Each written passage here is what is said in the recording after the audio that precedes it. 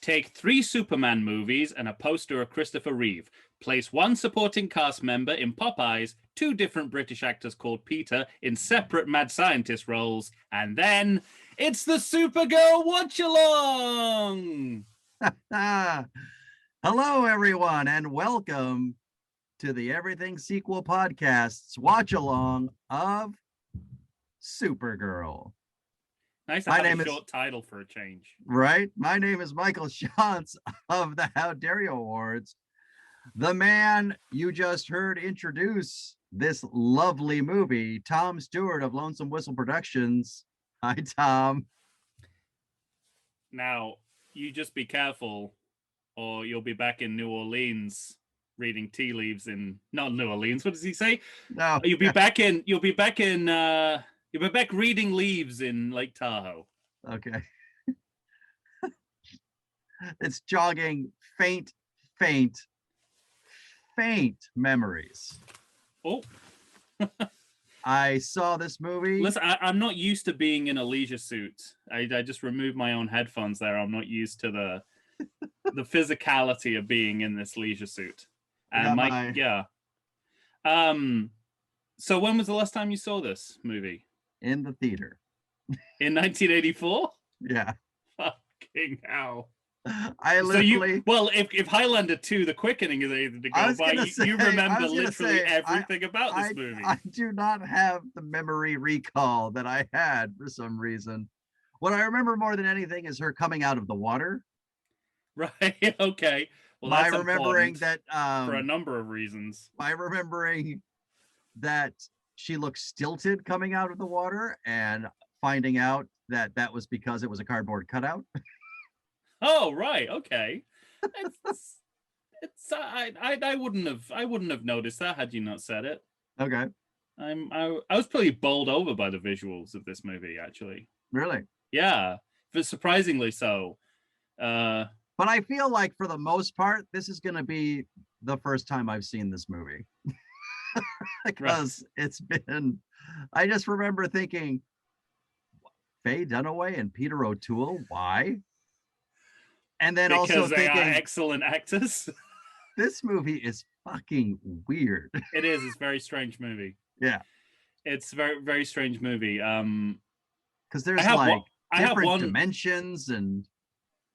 Yes, there's a lot of, depending on your point of view, additions to or retcons of the Superman Krypton mythology. Yeah. You got to, depending on which way you're approaching it, what your perspective is. This is either, if memory serves, it feels more like a retcon, right? Because they're in this other dimension, so they're not dead. Right? Yes. And also, that's what I remember. Also, the Phantom Zone makes an appearance, but in a way that is not the. Yeah, I know, is not the crowded mirror of Superman 1 and 2. Okay. It is a very. It's a if Tim Burton was doing it, you'd say it was a reimagining of the Phantom Zone. It's perfect, but it's also perfectly, it's perfectly possible they simply forgot what the Phantom Zone was. Everything is on the table. It's that kind of movie.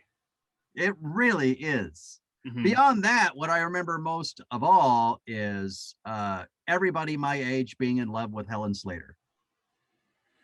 Yeah, that makes sense. Yeah.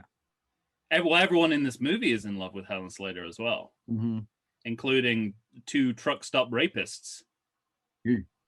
Yeah. I forgot about that. Oh, that's right. Live memory. Wow. Live memories here on Everything Sequel. I mean, there's a scene in this that I know that you're when I say balls deep in early 1980s movies right now for a podcast project you're doing. Indeed. And there is a scene that you will be very, very interested in. It's the truck stop rape attempt scene. Okay. Because I'm not going to give too much away if you haven't already, because I have a feeling you blocked it out. I'm sure you have. But they articulate something verbally in that scene that you have said to me about early 80s movies. Oh my God. Wow. It's in the screenplay. It's not even subtext. It was written down on paper. Yeah. That's amazing. This movie is its own criticism. Well, and as always, can I assume, because whenever we do these watch-alongs, I like to do it's the total opposite of our podcast. I do no research. I go in completely blind, and you come in having watched it once or twice at least. Once. Never more than once. Well, actually, never more than once. Yeah. I feel like there was one that you did twice. That was actually on the podcast, and that was Piranha. Okay. Piranha 2, only because you watched Cameron's director's cut. Right. Yeah. I thought it's shorter, it's free. We can talk about this. Yeah, you didn't even know we were doing Supergirl today. That you just woke up in that T-shirt. It's pure luck. Exactly. Carry on. I was just gonna say, speaking of which, are we seeing the original version, or are we? Do you know if this is like that Blu-ray added? Like, apparently they've just found some footage in a vault. Oh, well, at Pinewood Studios or something like that, and they just decided to add it to the original movie and like gave a, I don't know, director's cut. Well, from what I know, that this movie was originally I think this is the original version, if only because the length of that matches with what it says the original release running time was. Though for as it was released, they cut about 20 minutes out of it for like while they were distributing it, because it tested so badly, and the Salkind logic was, well, there's obviously 10 or 15 minutes of this movie that's really stinking it up, and they took it out. So wow. Yeah, because this movie, and then subsequently footage has been added to it. Yeah, so it's I'm pretty sure this is the original version, although maybe viewers or listeners can speak to that. The math of running time seems to suggest it's the original. Well, and while we're talking about it, ladies and gentlemen, if you intend to watch along with us, you're going to find Supergirl on HBO Max, friends. Oh, okay. I thought you were going to say make sure you have at least 2 hours of your life to spare. Well, that's also true. And then some. It's this movie is 2 hours and 4 minutes. Correct. And I remember looking up the movie and being shocked by that. Yeah. That it wasn't somewhere in the range of an hour 45. And that's one of the interesting things about this movie, that the reputation of this movie makes you think that it's kind of just above a TV movie. Right. Yeah, but exactly. When you factor in the running time, the stars both on and off screen, the production values, it's strikingly legitimate as both a big budget Hollywood summer movie and a Superman movie. Well, and I mean, yeah, I mean, you're definitely right in terms of on-screen and off-screen, because we have a returning friend as director of this movie, don't we? We do, but not from the Superman movies, from Jaws movies. Jaws movies. And I still don't know how to say his name. I've had nearly a year to learn it, but I'm still gonna go with Joanot Schwartz. I'm still gonna say Jono Swark. That's what I'm gonna say. Did I make you say it before? Didn't we say at the time? Did I say something like, "Tell us who the director is, Tom"? And you're like, "You're an asshole." Yeah. But also, didn't we say at the time that he got the job because his name sounds a little bit like Shark? Like Shark, right? Yeah, absolutely. And Jerry Goldsmith is doing the score, so no John Williams, but Jerry Goldsmith's nothing to sniff at. Derek Meddings is back doing the effects. So Mark McClure's in it, playing the role of not Christopher Reeve, exactly, who they originally intended to have a cameo in the movie, but it didn't happen. And so my understanding is he was like, yes, I'll do it. And then at the last minute, he said, nope. But I don't know if it was a legitimate scheduling thing or if he was just like, pound sand, I'm not doing it. I've seen a post Superman 3 interview where he insists he will never play Superman again. So I wonder whether he's still in that pre-Superman 4 pre getting to write the script. Yes, we'll let you come up with the story. And this movie is, I'd say indirectly, it's directly responsible for Superman 4: The Quest for Peace, because following the critical and commercial failure of this movie, the Salkind Brothers decided to sell the rights of the Superman series to the Cannon Group. Right. Went on to make Superman 4: The Quest for Peace, and we all know how that turned out. Boy, do we. Yeah.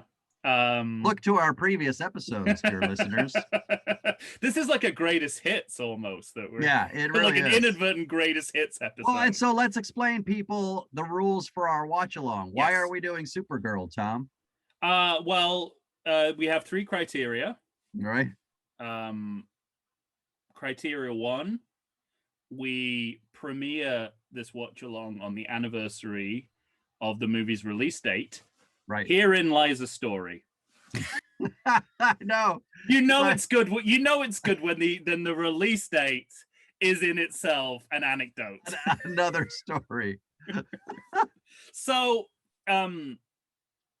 when we first considered doing this as a watch along, you said it came out in November, and I looked it up and said, well, this is saying it came out in July, and you said no, it came out in November.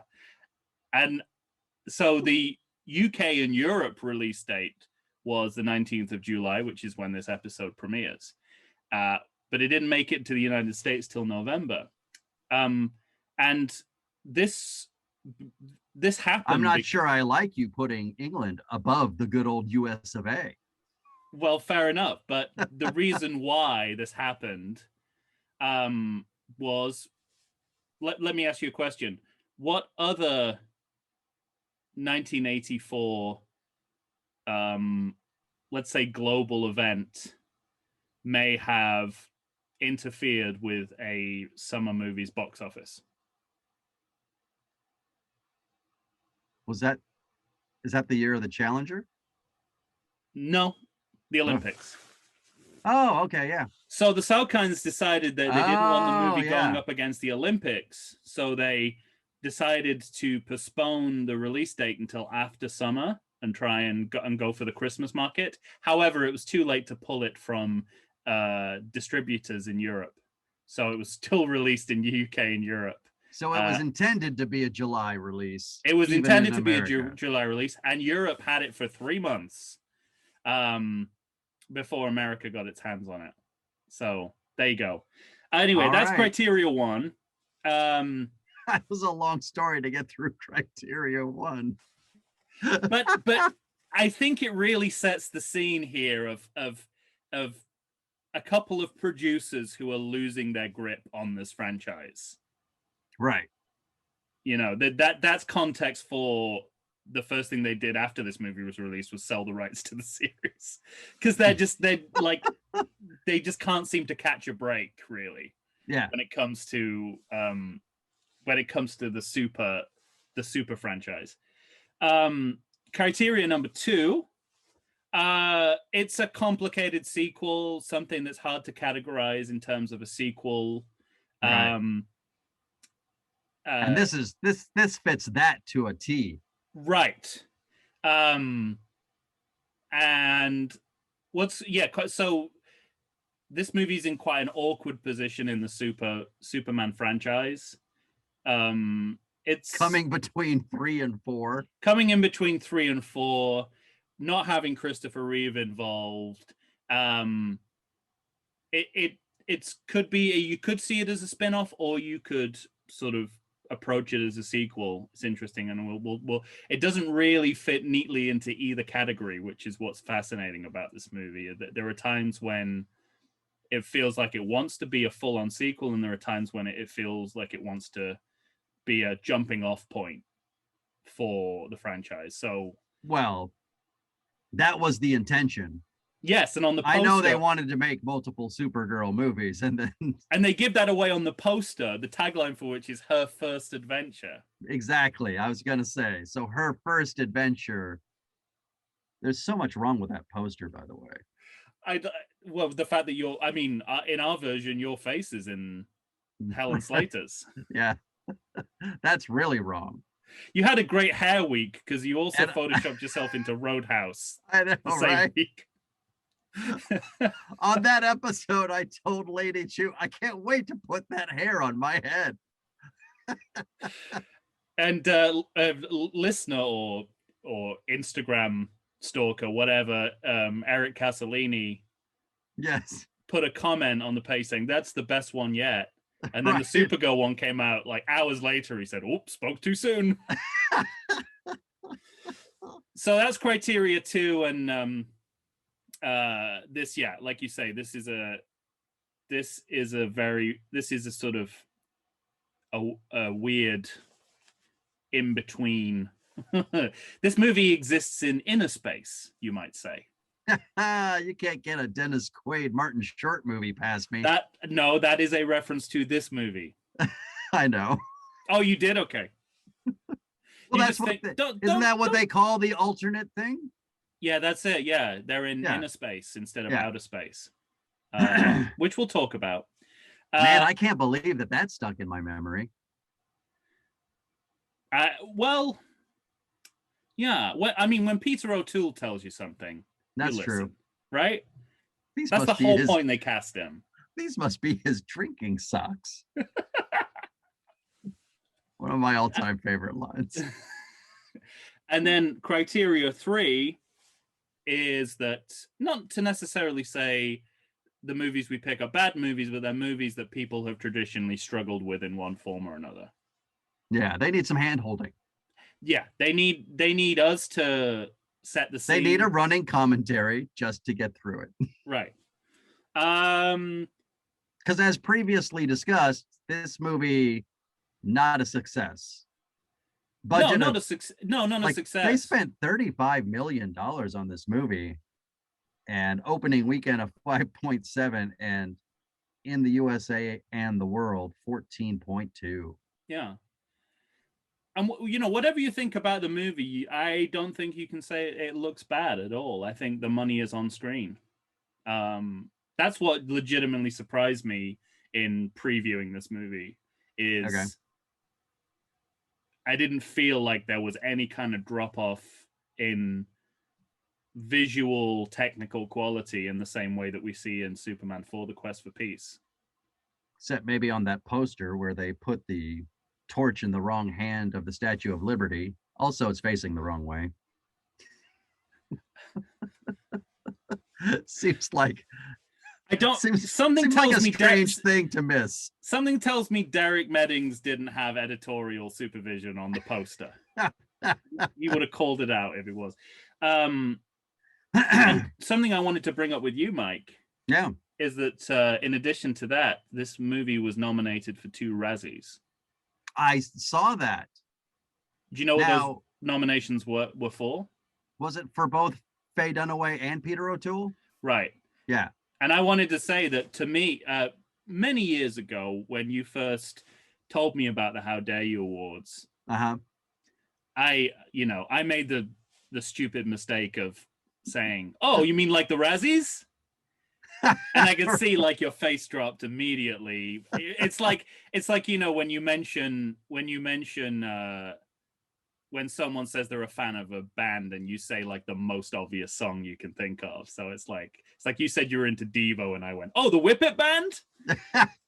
It's really offensive. And, you know, at the time, and I'm paraphrasing here, but what I remember, I remember the tone of what you said was, you know, the Razzies is so monolithic in how it sees bad movies that it's not fit for purpose. To like capture the experience of the multi-layered experience of bad movies. Bad movies. Yeah. And that's where the How Dare You Awards came in, and the world is better for it. And I agree.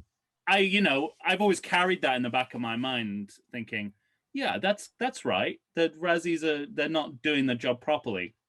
But you know, it's easy to just shit on a movie. Exactly.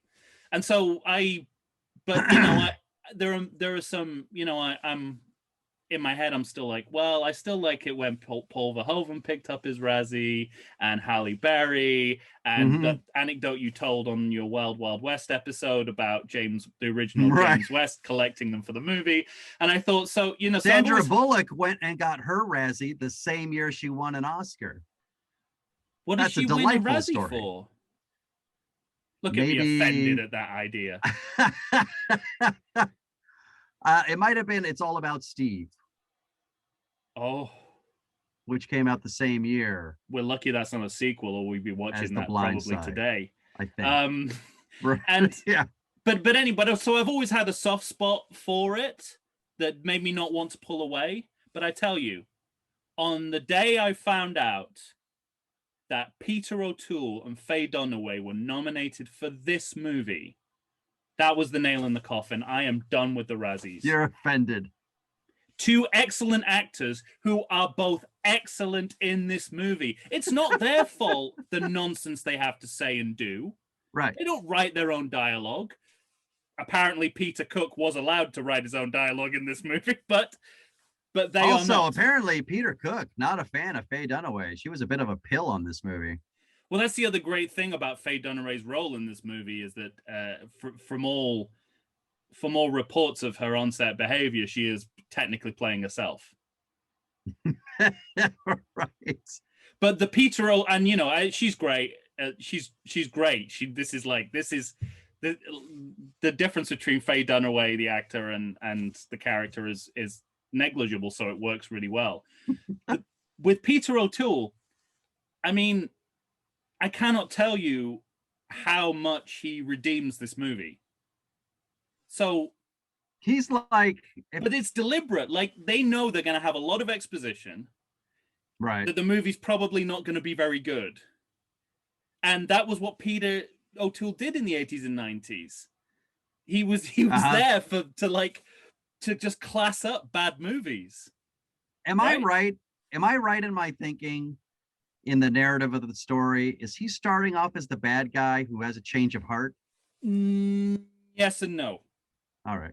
He's not a bad guy. He's just an immature artist.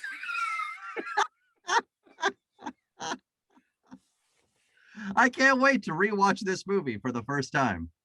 But the whole idea that you would, I mean, you know, I don't need to tell you that the Razzies is not fit for purpose, but if any, you know, if the one thing convinced me is that would be, or that this movie would get any Razzie nominations for starters, but that it would be those two actors who are in their own way making this movie entirely watchable. I mean, it's crazy to me. I love it. And, you know, I don't know for a fact that Peter Cook wrote his own dialogue, except that I know for a fact he wrote his own dialogue. When you hear Peter Cook talk in this movie, you know he has had a hand in what he is saying. Yeah, it's like Bill Maher. I don't know for a fact that it's true, but I know it's true. But I have an anecdote that might support that. When in the 80s, when Peter Cook was doing the Secret Policeman's Ball, it was like a benefit concert with like all of the best British sketch comedians of all time, Beyond the Fringe, Not the 9 O'Clock News, Monty Python. We're all doing this huge series of benefit concerts. They were doing, Peter Cook was writing a sketch on the day of performance, which was based on a newspaper report of a biased judge who had in Britain who was summarizing a case, and he was like casting aspersions at the defendant while doing it that weren't in evidence, but making it clear that he thought this guy was guilty without saying it. And so Peter Cook wanted to do like a satire of that, and he was backstage, and he was asking the other comedians, saying, does anyone have like a euphemism for masturbation that I could use? And of course, Billy Connolly's got is the first hand up. Of course, his hand's up. He says, in Glasgow, we used to say he's a player of the pink oboe. So Peter Cook takes that, but in the time between hearing that and going on stage and performing it, he transforms player of the pink oboe into self-confessed player of the pink oboe. That compound word makes all the difference. And that is the kind of script doctoring I think we're seeing from Peter. Because every time he opens his mouth, the line is in a league of its own compared to any other line of dialogue in the movie. So that's amazing. Yeah. So that's why we're doing this movie today. And I'm ready. I'm excited. Are you? Yeah, and I think it's worth saying that people are starting to rediscover this movie a little bit. Okay. I mean, we've had shit all good Superman since, which helps. Right. But which is part of it, but it's really weird. It's like the only people who aren't convinced that this movie is important are the people who like package and box the Superman DVD box sets, who refuse to put it on. Right. Even though they have the rights to do that now. They bought back the rights, but they still refuse to put it on. Wow. Superman DVD Blu-ray box sets. That says something. But when you think about it, like you mentioned Helen Slater before, who is Supergirl, and she's gone on to be in both Smallville and the Supergirl TV show, yeah. Both of which I would say wouldn't exist without Supergirl, the movie. Yeah. And also it's worth mentioning that one of our rival podcasts, How Did This Get Made, recently did an episode on Supergirl where nice. Brie Larson nonetheless, Captain Marvel herself, talked about how much she liked the movie. So I think in this climate of you know, a Supergirl TV series on TV, it's time to rediscover it, right? Yeah, and a lot of movies which are fronted by female superheroes that are out there. Yeah, right. Like this is the OG of this that. Is the OG, right? This is the original right here. You know, Black Widow wouldn't exist without that. Without this. So show some respect. Yeah. God damn it. All right. Well, ladies and gentlemen, we are at that point. So let's all get our cursors on the play button. Tom, are you ready? I believe I am. Here we go, everyone. The Everything Sequel podcast watch along of Supergirl, the 1984 film directed by otherwise known as Jano Swark. I'm going to keep saying, I think. Jano Swark, Jano Swark. Here we go in 3, 2, 1, play.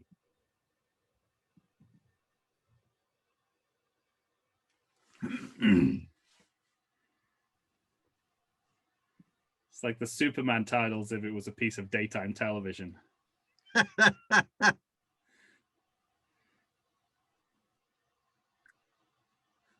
Did I read somewhere that these opening credits cost like $1 million or $1.5 million or something ridiculous?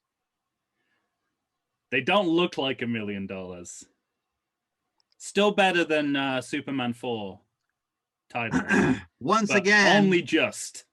Not unlike Superman, the actual super person far down on the list in the titles. Yeah, at least there's a planned trajectory for where these credits go, unlike Superman 4 Quest for Peace. Mia Farrow! I totally forgot. Is it possible that this is the most stars that have ever been in a Superman movie? I mean, they're matching them star for star, really. Man, on a first glance, I thought that said Marine, like I thought that was gonna say Marine Tyranny. And I was like, how old was she in this movie?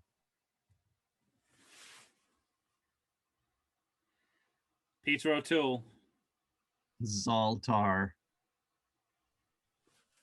You ever think you could just look at a name and think this movie might not be up to snuff? But also they say that as if, I mean, I presume it's a union thing, or like a contractual thing to have a named credit, but Derek Meddings, there we go, special visual effects. But it also implies that we know who the fuck Zoltar is. Right. Which is not the case. God, Jerry Goldsmith is really demoing the Star Trek Voyager theme here. Yeah. Absolutely. Good for him. David Odell. Now, this is the guy who's responsible for most of the craziness, I think. Is that right? Yeah, he wrote... Do you know what his other writing credits are? I was just about to look it up. I was so curious. I can tell you if you want. Go. Masters of the Universe. Fantastic. The Dark Crystal. Dark Crystal. Both of which have magic MacGuffins at the heart of the movie. As does this.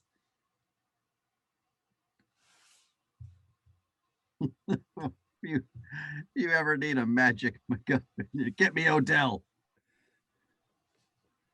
Here we are in wherever the fuck this is. That's my first note. Where the fuck is this? Here we are in wherever the fuck this is. That's great. The movie's coming in hot with things that are not possible. Oh, it's the fucking land of shower curtains. It's pretty cool production design on this set, I think. Leia. Did I hear Leia? It's not the last time we'll have an inadvertent Star Wars reference either. There he is. He's like, that's much better.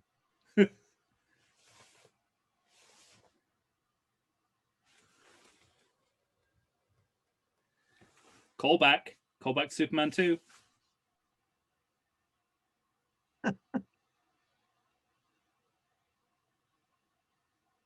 Oh, wow.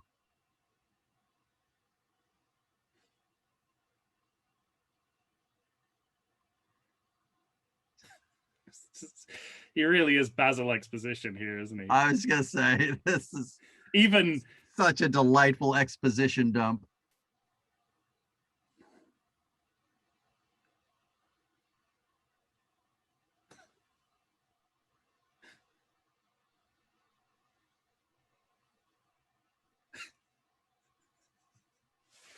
Six-dimensional geometry.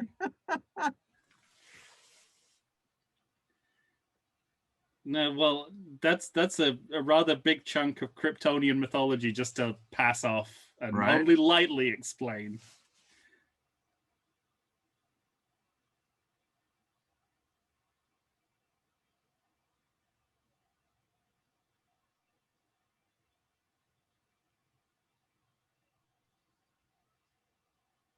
Ooh, the Omega Hadron. There it is. What I like about this is they have to make her both smart and a little dumb at the same time, because she's an adult who's learned everything, but the audience needs to know what Peter O'Toole is going to say, so she has to forget. Yeah.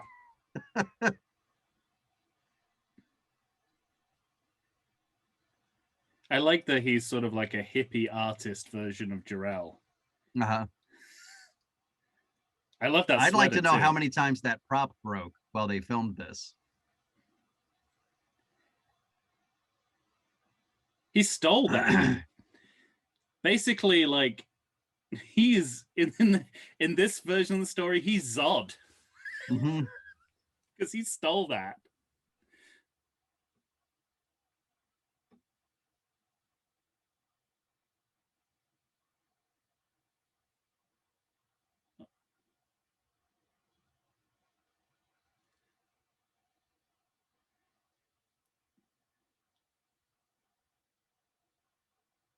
If you're gonna do an exposition dump, get Peter O'Toole to do it. As far as I'm concerned, perfect.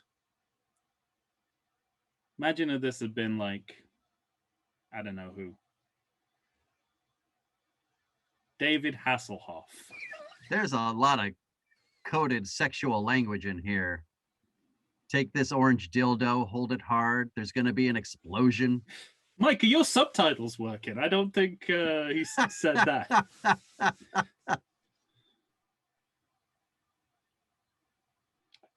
Totally forgot Mia Farrow was in this movie. She's literally only in this scene. She just wanted to get away from Woody Allen for like a week. For a week. Anything. I'll do anything. Anything. Please. Jarrell's sister-in-law? Fine. Great.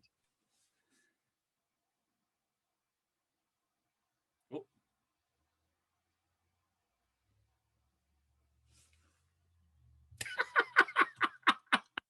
Wow. I love just, it's just, their travel plans are so vague.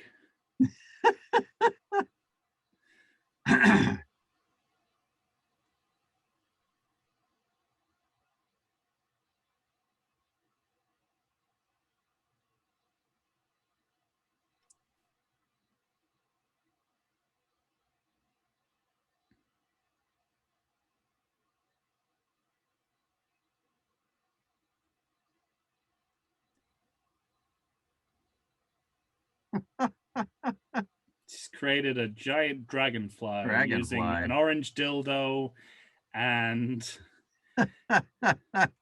a magic MacGuffin. There you go. A MacGuffin. There you go. Not a magic MacGuffin. It's a MacGuffin. Uh-oh. Oops. The MacGuffin!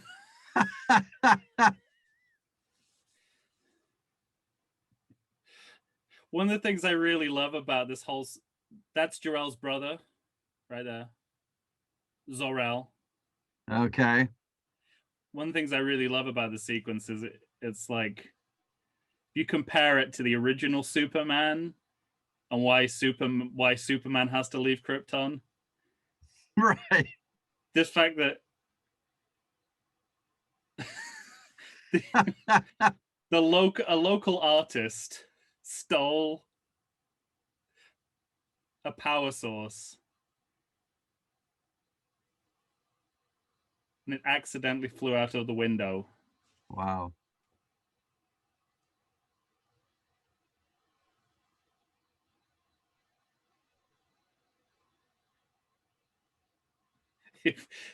It'd be easier to know if you could leave if we knew where the fuck we were. Right. So best guess it's some kind of pocket universe. But they never say that, nor do they say that it's how they survive Krypton.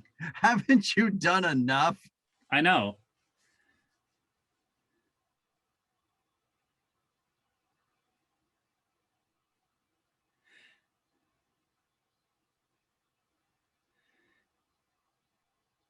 It's interesting how they've kind of like created their own crisis. Right. Like on Krypton, it was a pre-existing climate it was something, crisis. Yeah, it was, yeah. This is like... It was something that couldn't be helped. Right.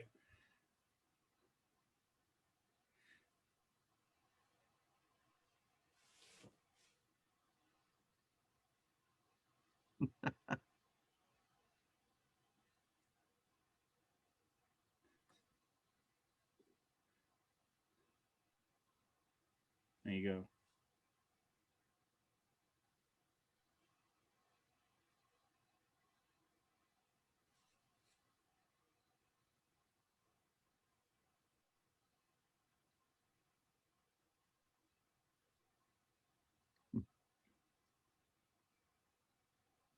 Yeah, as if it's as if Zod like just went, I'll just get in the mirror. I was gonna say, yeah, it's the total opposite of Zod.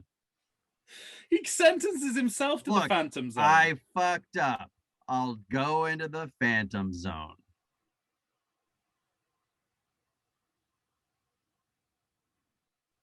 And also, Jor-El didn't send his son to Earth to clean up his own mess. Right.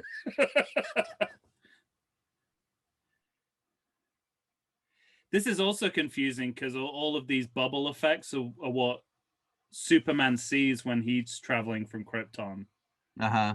So does that mean Krypton's in inner space too?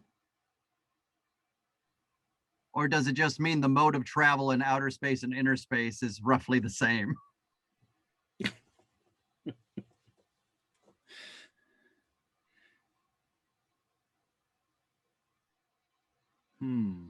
Wow, that's quite a picnic. Pate and champagne on a dead tiger. I'm getting villain from these two.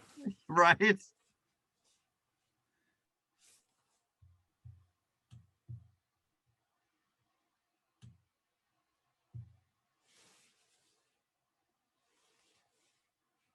Oh, that's great. Yeah.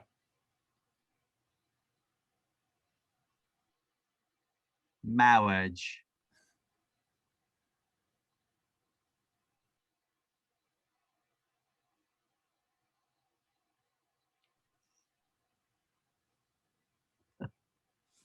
I want him to finish that spell. I so want that to be finished. I was gonna say the same thing. Now you finish see the recipe. Finish the recipe. Now you see what I mean. Like, that doesn't sound like a line that belongs in the screenplay. That sounds like a line that belongs in something Peter Cook has written.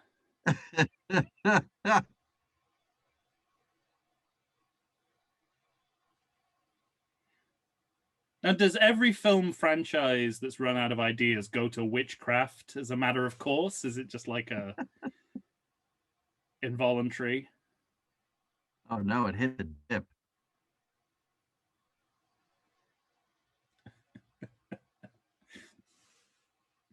Awfully lucky someone hunting for power over the world should get access to a device that can control the world. It's great. And you know what? This is just the beginning of how small this world is. We've not even seen how small this world gets yet. She just has to hold it, and then she knows what it does, how she can use it. There's something going on here where, like, magic on Earth, the equation here is magic on Earth equals normal stuff on Krypton. On Krypton, right.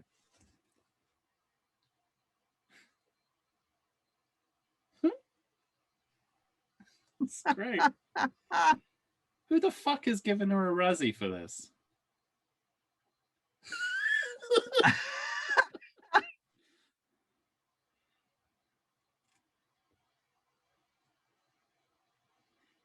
Is it because, like,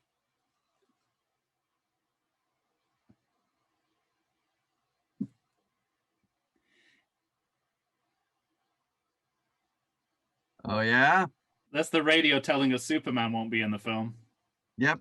You think people just left from the movie theater? I know, right? It's like, the radio just said he's not going to be in it. You just heard some angry father say, "We're going."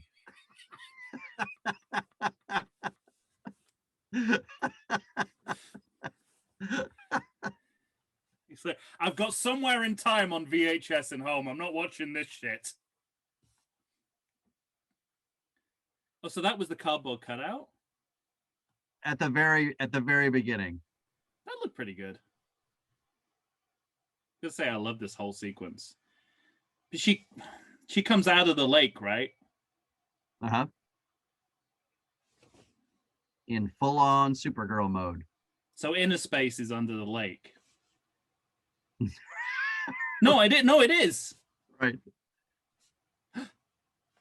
I love this. I love all of this. That's great.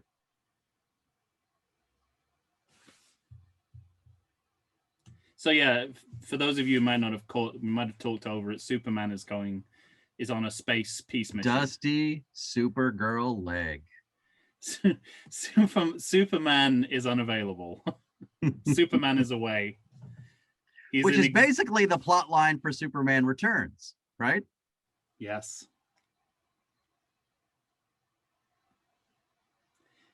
The fact that like her laser eyes can bring life to that flower, and that Superman's only destroys things, makes me think that she's pure and Superman is a dick, as well. We know he is. Like, Superman only has death in his eyes. She only has life. The wire work in this movie is so good. Like it feels like they've really figured it out. They got it out. Yeah, they figured it out. Such a shame that people weren't on board.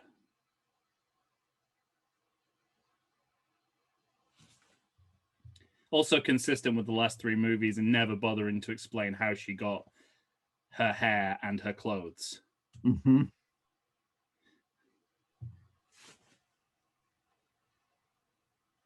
This is how people from Krypton, either outer space or inner space, just show up.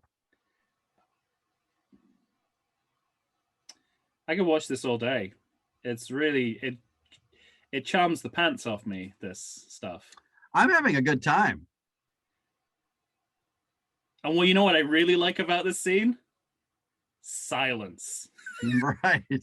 There's no like under fives looking up going, "Hey, what's that up there? What's that?" It's just like, was that a girl? After yeah, no John Ratzenberger. Right. It's like, or Shane Rimmer. It's just like they just decided to let this be entirely visual, and I love it. I think like maybe they reached like peak. Oh, I guess Nigel is looking, but I mean, he's got his. He's walking home with his fucking tiger rug. Tiger. Wow. I guess maybe they realized they should probably do the scene in silence. Like after they saw the two traffic light guys beating each other up in Superman 3, they were like, "We've gone too far. Let's rein it back in. Let's bring it back in. Let's have this be purely visual. No sight gags. Just straight. Let her just look like she's enjoying the world." So it's soaring over California. I was going to ask, are we in Montana now? What was that? What was that ride called at Disneyland? Soaring over. What's that? What's that ride called at Disneyland where you soaring over California or something like that? That's what this reminds me of. Oh yeah.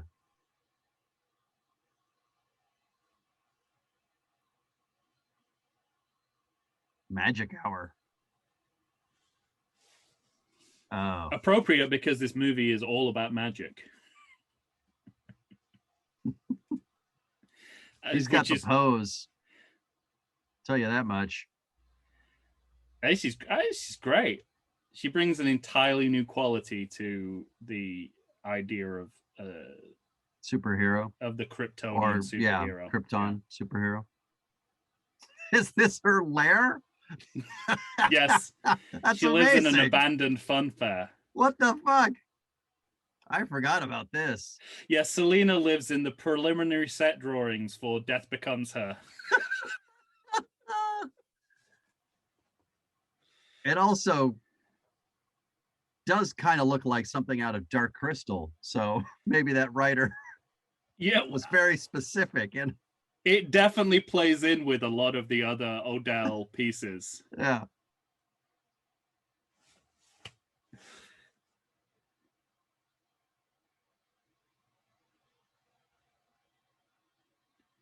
It's the designing women version of witchcraft. Am I to understand they're behind the bills at this amusement park? Yeah, because it's the 80s, so it's like a Reaganite version of black magic where, you know, witches are getting foreclosed on. Did she say coven? Yeah. Okay. Talking about property taxes.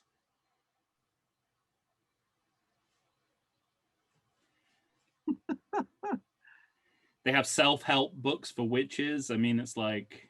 Yeah, right?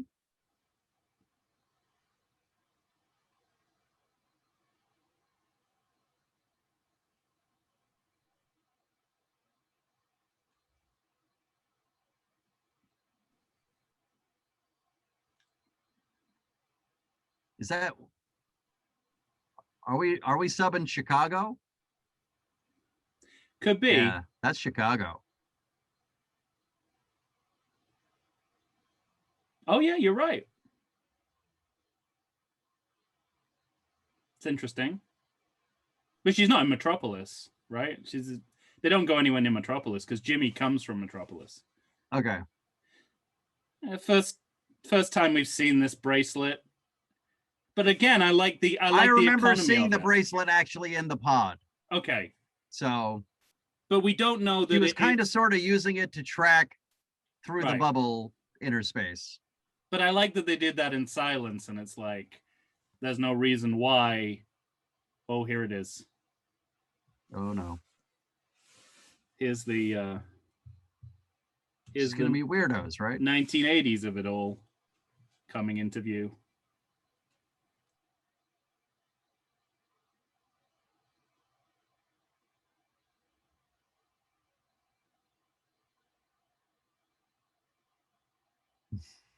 Oh man.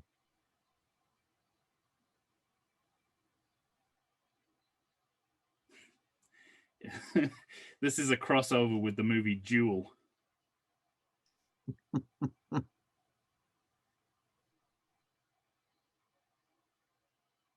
He does not look helpful. No. They're not going to start with, "Are you lost, ma'am?" Oh, I didn't even notice that. There's like a church in the background where the lights are out. Oh no, it's Max Headroom.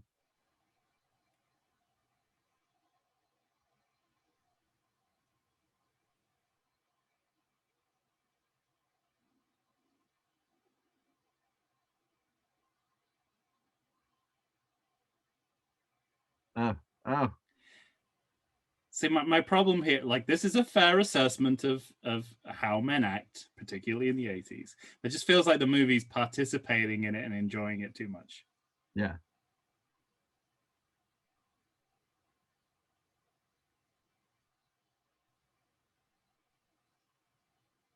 Do you think that's his real voice?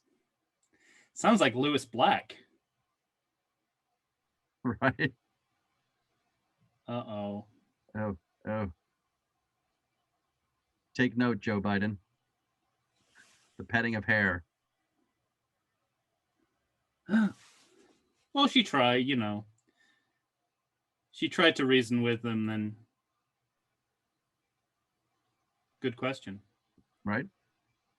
Oh, my God. It's just the way we are.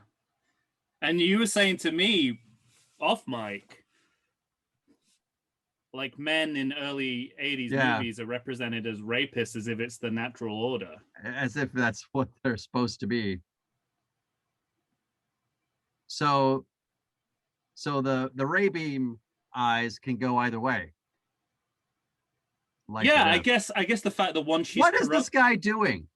She blew his friend through a fence and then laser-eyed his knife, and he's still like, "Come on, get some." Like,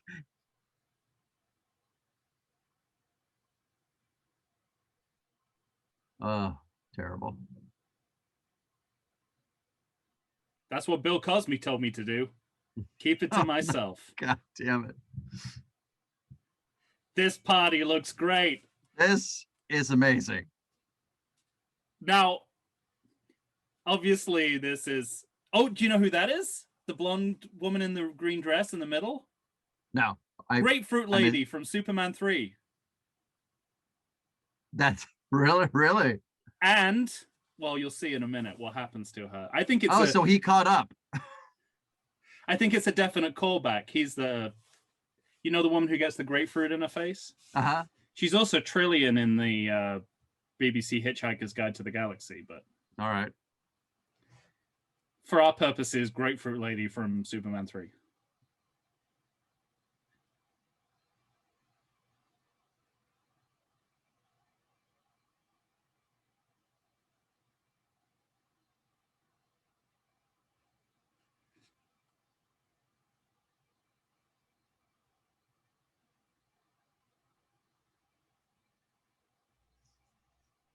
Mm.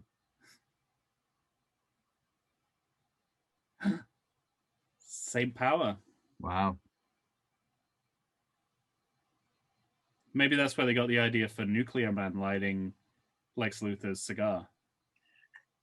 That doesn't faze him at all. That's whose voice it is. It's not Lewis Black. It's Mark Pillow. It's Lex Luthor. It's Gene Hackman doing Lex Luthor doing Nuclear Man. What I like about this party is, even though we're in like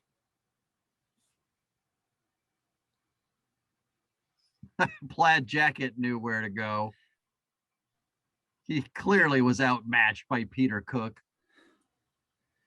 Well, I stopped speaking when Peter Cook started speaking. Right. Out of deference. Look, she's attacked by citrus once again. More fruit.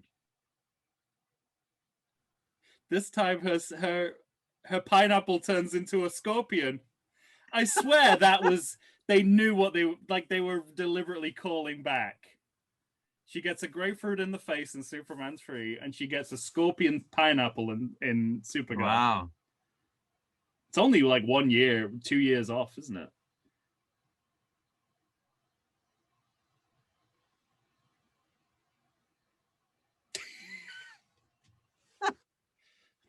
Also, Brenda Vaccaro's a fabulous.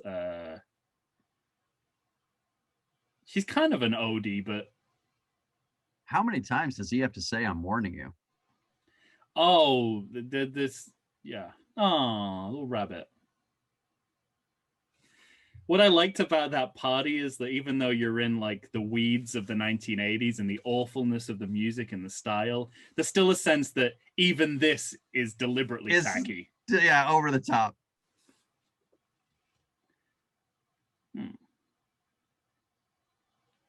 I like the fact that Supergirl represents a kind of innocence in a way that's been completely lost in the last 2 Superman movies. Right. Like Superman beating up guys in diners, the whole Doucher Man affair. Mm-hmm.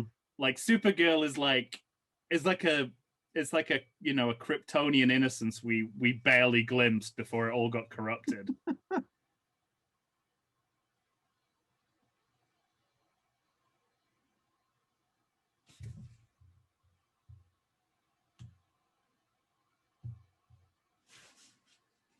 This movie's accidentally wandered into a high school sports film.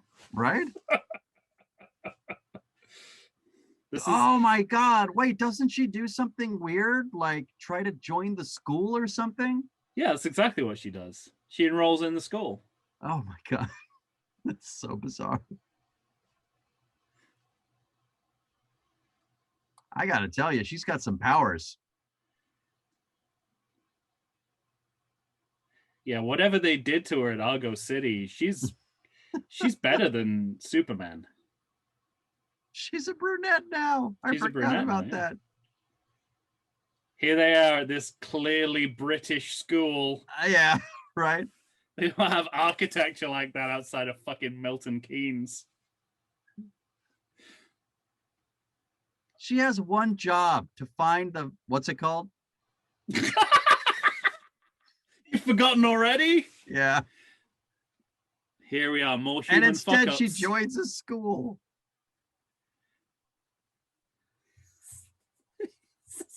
I love that the principal's just muttering like pep talks to himself. Right?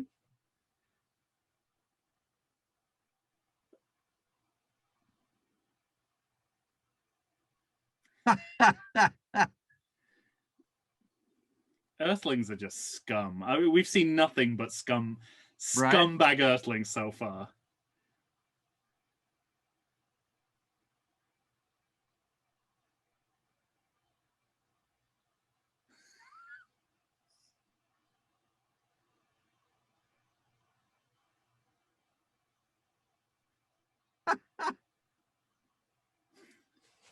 I'd love it if she just said, General Robert E. Lee. Yeah, that would have been so much better if she said Robert E. Lee.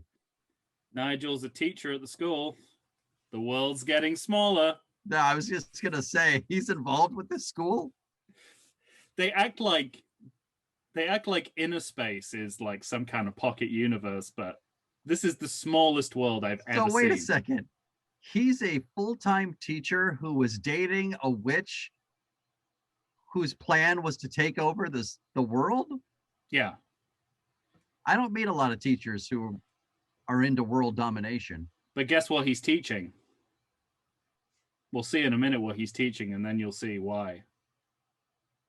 I don't remember. World history? Theater. No, that's you. So she speed wrote a resume. Oh, I saw it. A permanent record.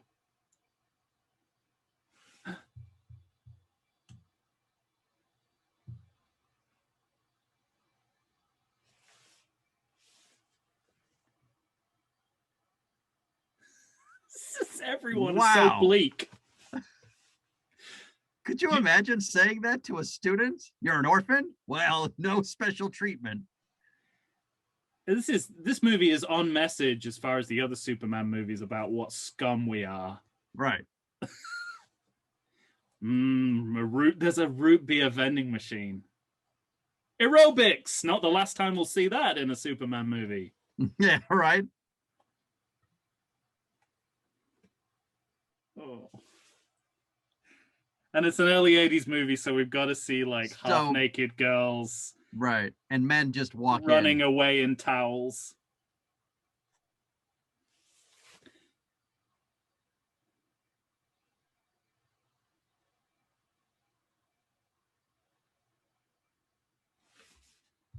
And you never will be, so I'm walking in anyway. This guy has Me Too written all over him.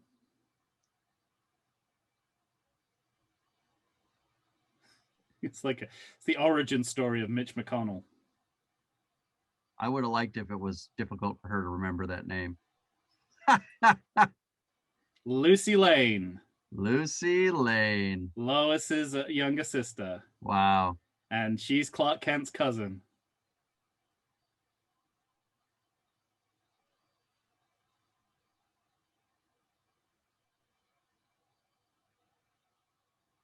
The Daily Planet.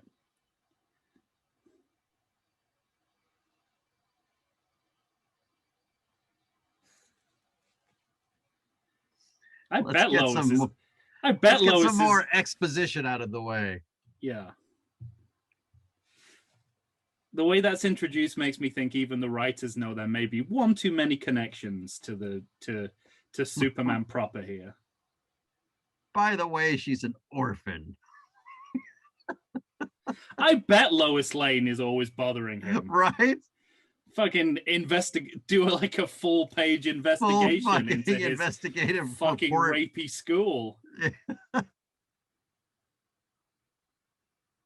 They're really working overtime here to link all this to the Superman movies, I think. How exactly does she know that Clark Kent is her cousin? Maybe Clark wrote to her. She knows?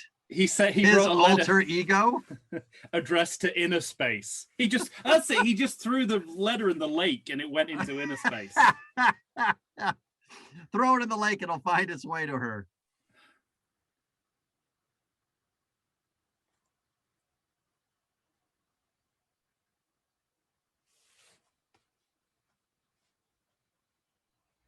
You're poor, aren't you? Because you're a poor orphan.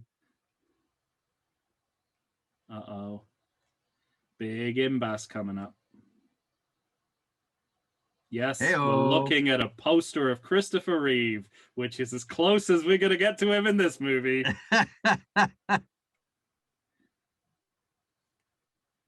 She sure does. There's a lot of years between these two children.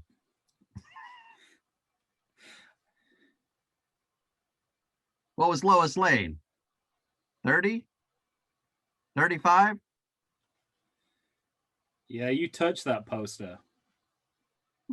Well, that's a big imbas, isn't it? See, Nigel teaches computers. That's why he's evil. Everyone involved with computers is evil, as we know from Superman 3. Yep.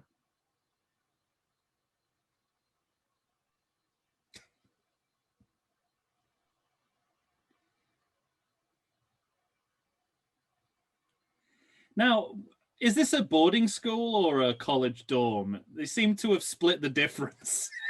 Right. And it's neither and yet both. They're in high school, right? Or is this college? I'm getting a lot of mixed messages about that very question.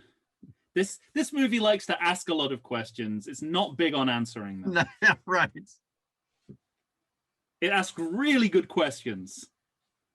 Fails to provide an answer.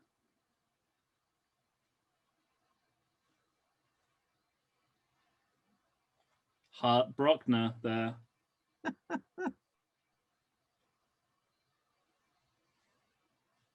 And I'm going to spend far too much of this movie trying to hypnotize him.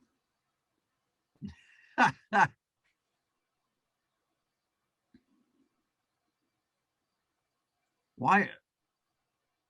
Have we heard exposition as to why these two are going to the school?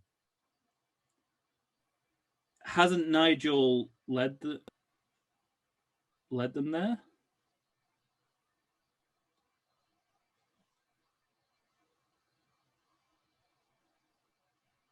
But copied his number first. I thought they just wanted him out of her house.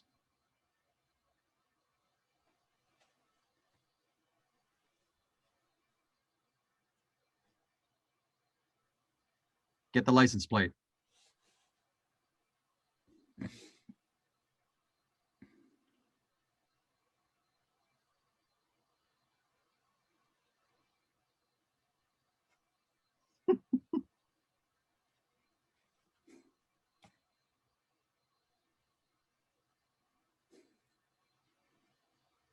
I like that she's letting a school teacher get in her way of the one thing she's supposed to be doing.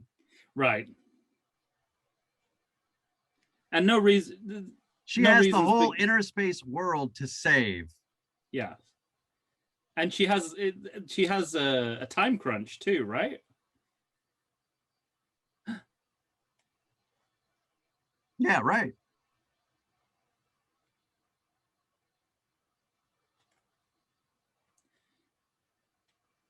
Before this scene, I never even considered the possibility that powers beyond reason would make you really good at math. Right. But it's a good thing. How do you know the correct answer, Nigel? Because it just printed on his piece of paper, Tom. Oh.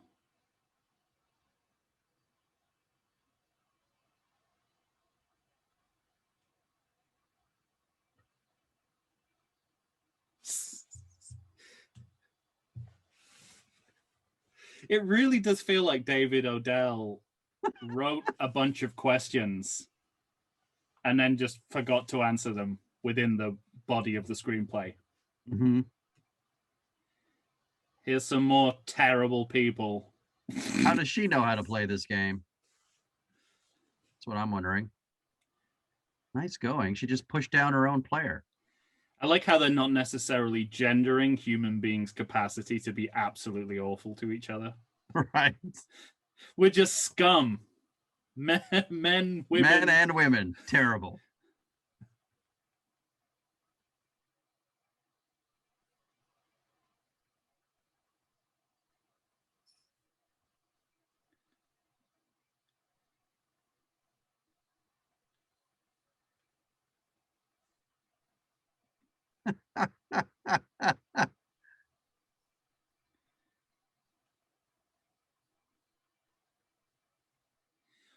Why are we seeing underage girls in the shower?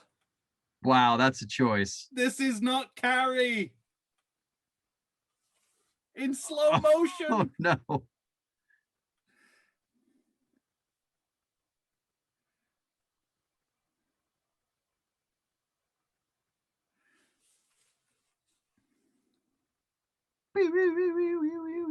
And this also became a high school movie out of nowhere. So yeah.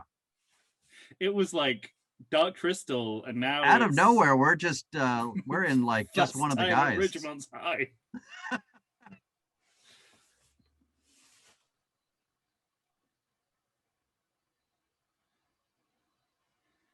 I love that she's always on the right side of, like, right. I don't know, like I feel when Superman takes revenge, the wrong people get punished.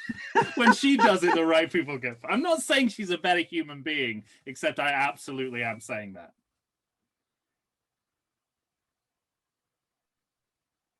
Yay!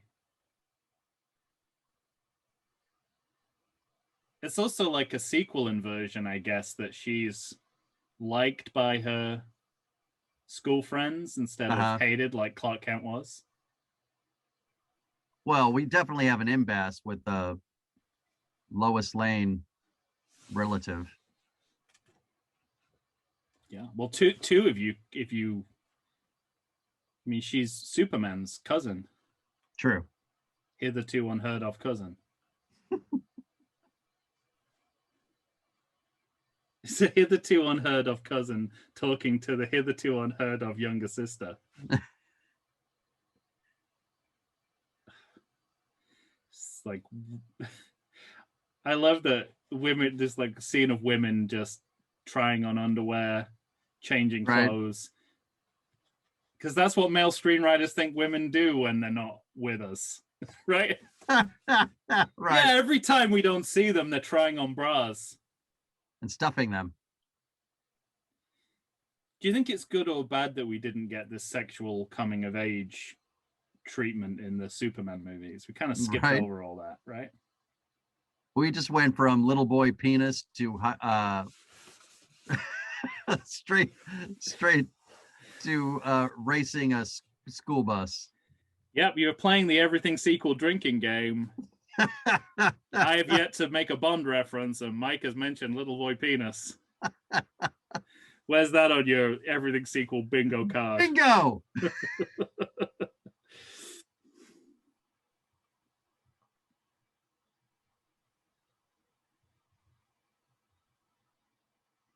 Is she finding? Was she?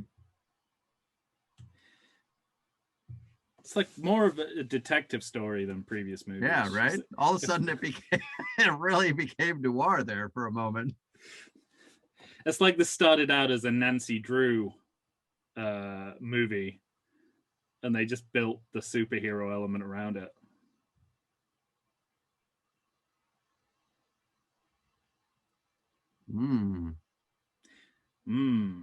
There are balls there, but not the ball I'm looking for. Yeah. I was going to say, I think maybe that was Comiskey Park. I think we're still in Chicago. Which probably isn't called Chicago. It's probably called like... Oh, wait a minute. Wasn't Gotham supposed to be Chicago? Certainly in Nolan's. Oh, maybe she's in Gotham City then. Maybe they wanted to do like a... That spider's web sounds like the supercomputer from Superman. I know, right?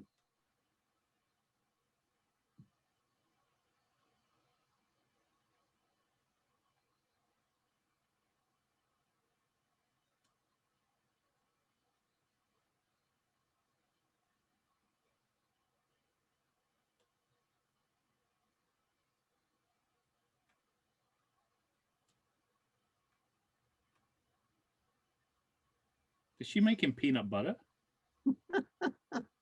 That's like the ingredients for peanut butter. This is amazing. Oil and nuts? Oil, nuts, and a little bit of the web. Oh, well, yeah, I like my peanut butter with a little bit of web, you know, yeah. not full web.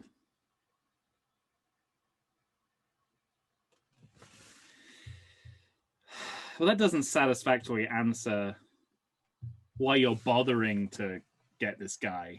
I can't get over the fact they're an abandoned amusement park.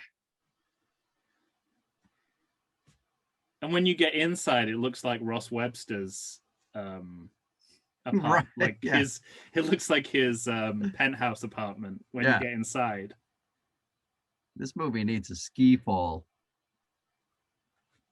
This movie has plenty of ski falls. We've had about 8 of them so far. That's true. As soon as Peter O'Toole opens his mouth about the 6th dimension, we're into ski fall territory. How can anybody be mad at Faye Dunaway for this performance? Only stupid people who run the Razzies. People who hate movies, which is what you've always said, and I didn't want to believe it, but now I believe it. That's fucking amazing.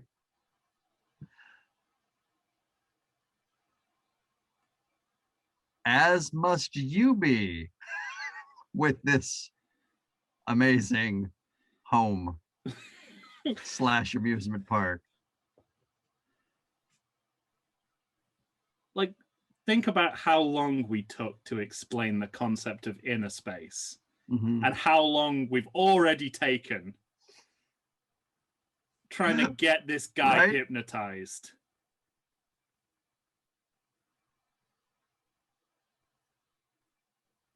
Nice skull.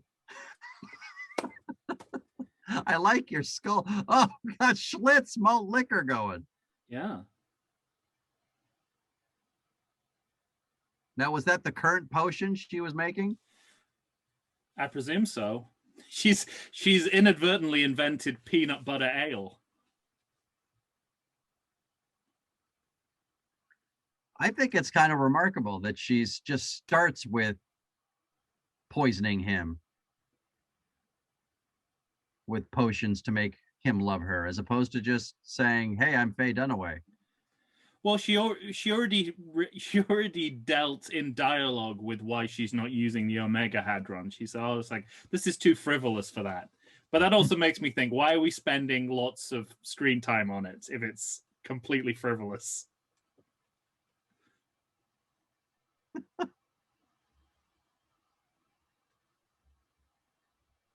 Yeah, could use some cheering up. Especially around that goat head behind me.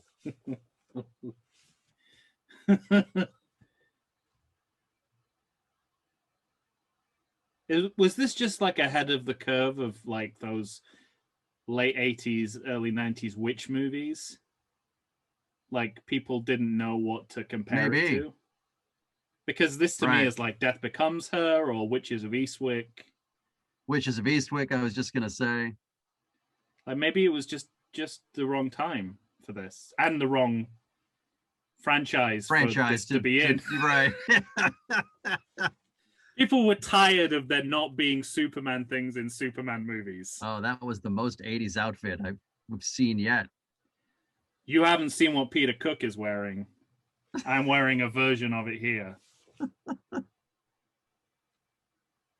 Here it is. It's coming. The 1980s fashion is at the door. Look what Peter Cook is wearing.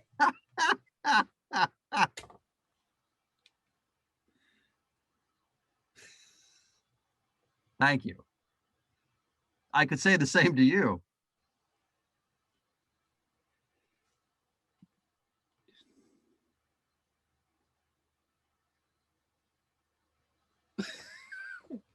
I want to knock on every door like that. She could have been nominated just for an Academy Award just for that look on her face, looking up at him up and down. It's Tom, and I'm not going away until you talk to me.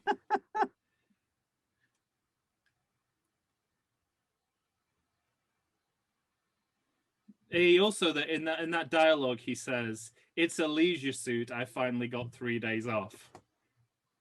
Again, that joke is too good for this movie. That is a Peter Cook, right? It's got to be. He's a leisure suit that he's wearing specifically on his days off. In his drunken stupor, he almost just got beheaded. It's also like between the three of them, it's a really strong trio of actors and performances. Like, why do people have a problem with that? It's just calling it that ball now. David Ardell's like, what was I calling it again? I'm not going back to page whatever. That ball.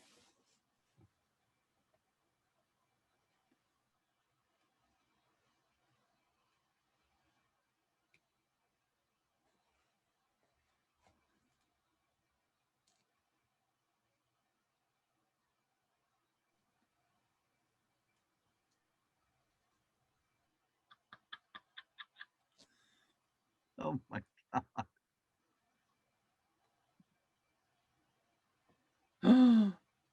Oops. Compared to how Luther treats Otis, I think Faye Dunaway's much worse than how she treats Nigel. Because also Nigel loves her. There's no sense that Otis is in love with Lex. Right. Unless I'm really missing something from that.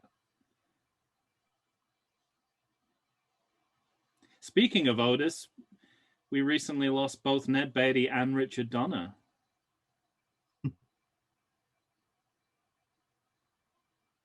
Right outside.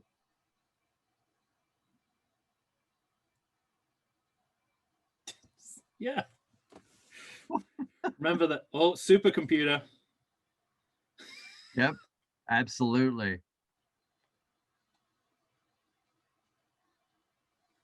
She thinks it's cable. How many more of these movies are we going to watch where the villains are watching heroes through magical TV screens? Feels like we've watched about 3 or 4 now. Yeah, agreed. Maybe Inner Space is on Zeus. Zeus? I don't remember. Fucking Zeist. Zeist! Zeus! Fucking, it's got Zeist! Zeus.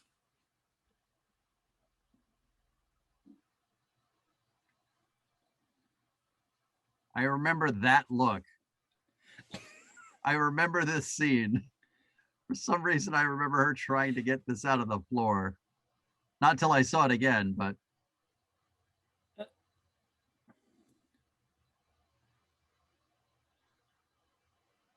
But again, they've asked a good question. Why is it stuck? Do we get the answer? Nope. No. This happens throughout the entire movie. I think, and the questions get better and the answers get worse. He's supposed to fall in love with the first person he sees, right? So he's fallen in love with like 40 men. Yes, this movie is a modern update of A Midsummer Night's Dream in addition to everything else. Absolutely. Oh, that was good tube action. Nice. Yep. Nothing like going to the diner, getting some live lobsters. Live lobsters. Pick your own lobsters at the... Jimmy! Hey! Jimmy Olsen, Mark McClure. Although the real star of this scene is Popeyes. Let's go through the entire menu while I'm handing you all your food. Hey, I'm just happy to be visiting a high school student. Not appropriate.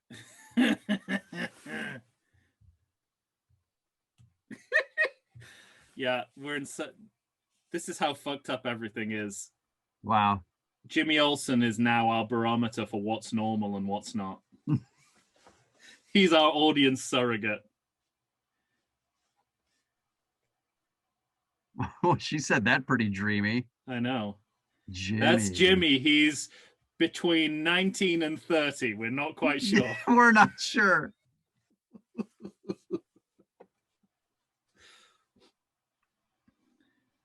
I also like how, just in case they didn't know, it was the same Jimmy from the same Jimmy from Superman. He put his camera strap on. Uh-huh. Jimmy's Metropolis wisdom there. Yep. I love the suggestion that like Jimmy's experience of living in Metropolis has basically turned him into Tucker Carlson. Good cover. He's probably on drugs. And if he doesn't shape up soon, he's going to get creamed. It's great. Nobody goes to help him. Not even Supergirl. Well, you know, Popeyes is too delicious to pass up. The Popeyes This guy has stumbled far from the abandoned amusement park, by the way. Yeah. The Popeyes people intervened and they were like, can we end this scene with them going back into Popeyes? Zwark was like, sure.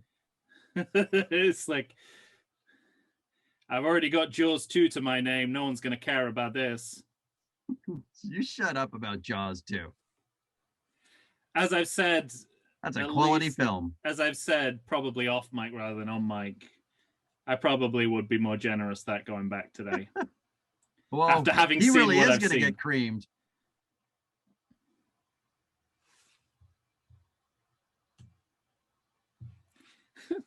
It's like, I love how it's like filmed like a major action sequence, but the stakes are so low. Right.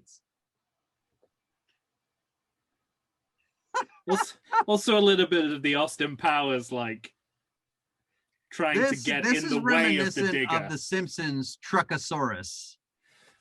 Something else that also did you see has it happened yet with the tire fire? That also reminded me of the Simpsons. Uh-huh. There's like a tire fire in the background.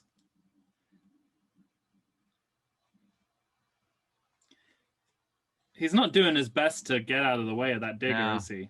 Oh, that person. Was that a human that got ran over? Or was that a mannequin? No, it's I think that shot was to reassure you that wasn't a human. I love that Derek Meddings is there going, that thing on the floor looked too much like a human. Let's do a close-up. Yeah. No lobsters for you guys. Not today. I'd love it if the lobsters just climbed out of the tank at the diner.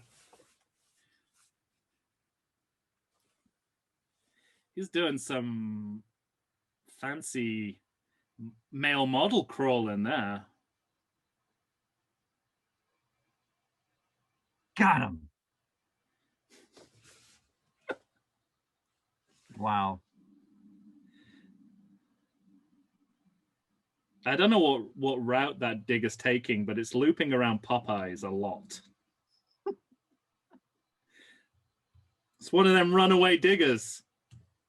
What? This is something that happens a lot in the Superman world. On the other hand, buttermilk biscuits.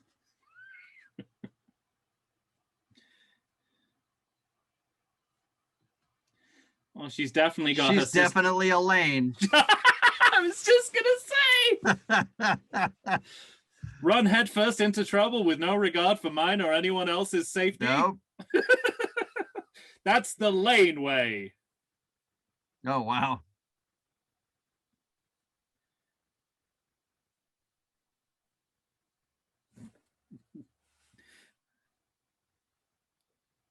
World According to Garp in the background. 2 years after it came out. You know what would have made this scene perfect for me at this point? If like Jimmy looked up in the sky and there was like a flashback of Perry White saying, "A photographer eats with his camera, he sleeps with his camera." Right. Here's the giant, this is what reminded me of The Simpsons, the giant tire rolling through the town.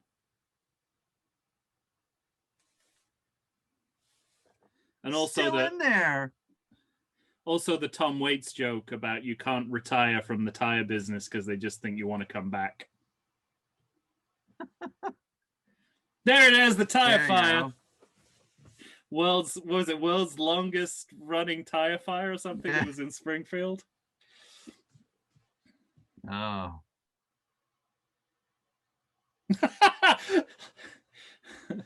Right over Popeyes. This Popeye seems like exactly the right place to stand. I wouldn't be surprised if there was a line of dialogue that's like, well, you know, that's the thing about Popeyes. You get the best aerial views of the town from the roof. Mid-veil. Or she's just like eating a biscuit while she's doing it.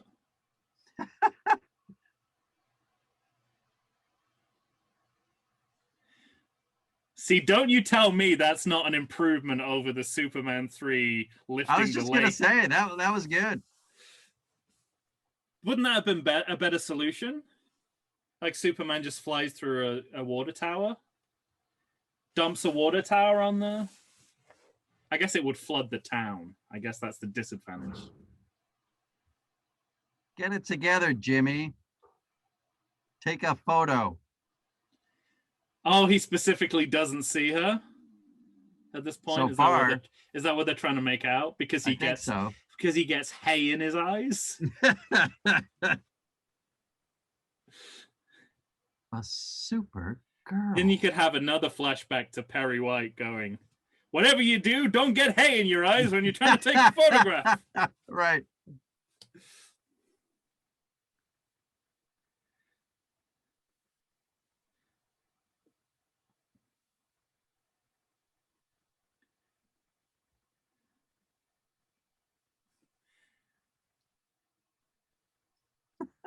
So the digger is they're going past Popeyes again. Popeyes is like the nexus of this town. You can't go anywhere without going through the Popeyes. People get knocked out and stay knocked out for long periods of time in these movies.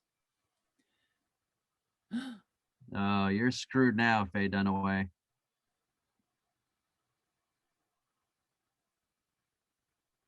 I mean, this is full on Midsummer Night's Dream now. Yeah. It's kind of, I don't know whether to admire it or just don't be look confused. At her. Like, I'm used to Godfather and Bond references in Superman, but not Shakespeare.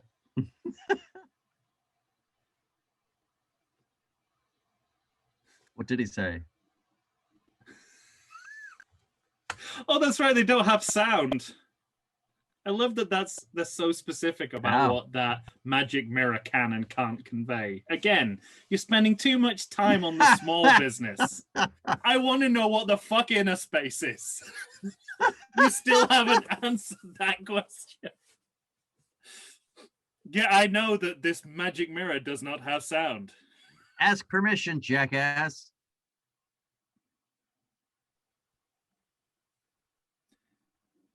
Wouldn't it make more story sense to stay Supergirl?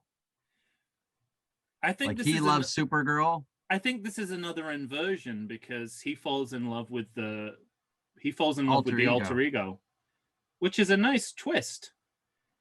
Oh, I missed everything again. Oh no! I gotta tell you, I'm did saying you this. See all that hay? I was totally gonna save you, but there was all Old this Man hay. White told me never get hay in my eyes. I gotta say, and I mean this wholeheartedly without a hint of irony, I am grateful for the extra time we get with Jimmy in this movie. All right. I was grateful for it in Superman 3 when there was more Jimmy. Yeah. Maybe not at the expense of Lois. But in a movie where Lois Lane is not a possibility. Absent. I'm glad that Jimmy is who they went to. Yeah.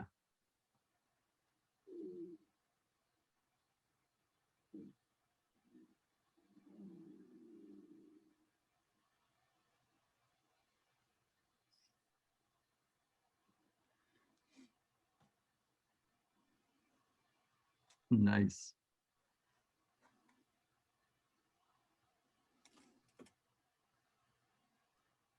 Oh, fuck. This is what really got me.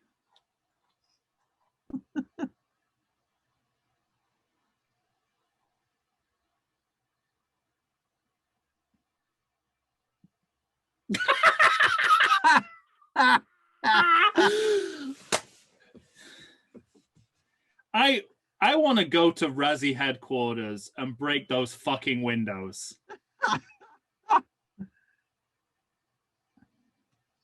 I would even go as far to say she deserved an Oscar for this. Come on. That's what I said earlier. Just looking his Peter Cook's outfit up and down deserved an Academy Award. This is the other big surprise of this movie, is that there's like a really genuinely terrifying monster in the middle of all of this nonsense. Right? The shadow is like Rancor level monster. Kraken level. Yeah.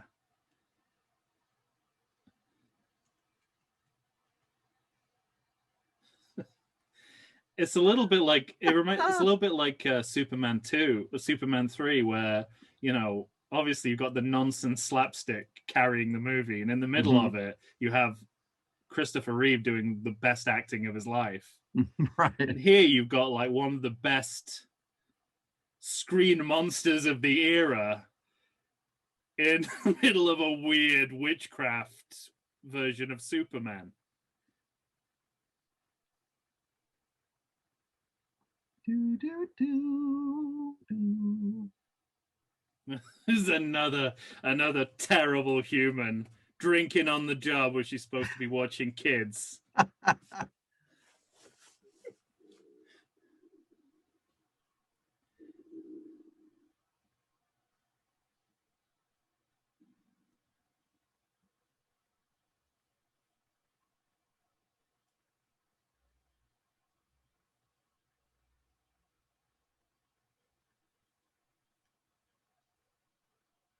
Is she just bemused because a man told her he loves her, or what's going on right now? It's probably the first time she's been kissed as well.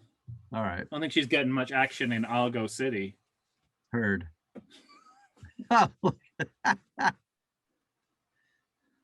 You know that Beach Boys song? That's how you the do Argo City girls. I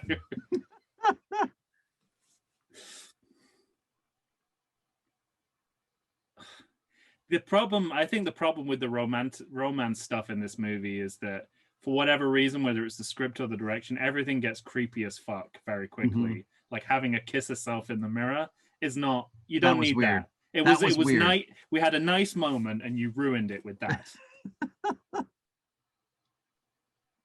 Yeah. Superman gets Lex Luthor and Zod. Supergirl gets a giant invisible dragon.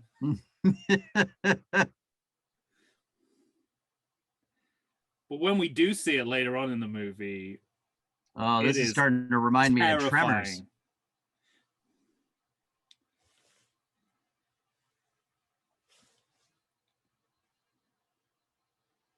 This looks great. I swear, the effects and the production design is like the peak of the series. It was really good in Superman 3, to be fair. I think they really... And having gone back to 1 and 2 recently, in honor of Richard Donner, his passing, I do kind of realize that the effects actually get better before they, you know, collapse completely. Yes. Superman 4, Quest for Peace. How could you keep Supergirl off the Superman Blu-ray set when that Blu-ray set contains Superman 4, The Quest for Peace? Right. If you've lowered the bar to Superman 4. Right. Just because it has Christopher Reeve in.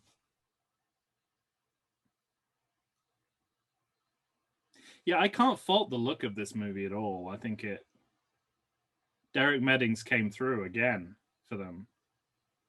That looked great. She's gonna go Ben Franklin on this fucking monster. The inventor of the dick gun. That'll pay off in like 3 months if you're listening to this podcast. A little prequel there.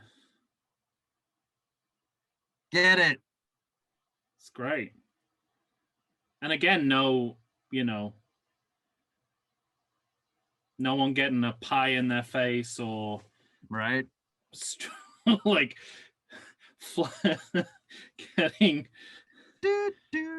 trying to run against the wind in roller skates.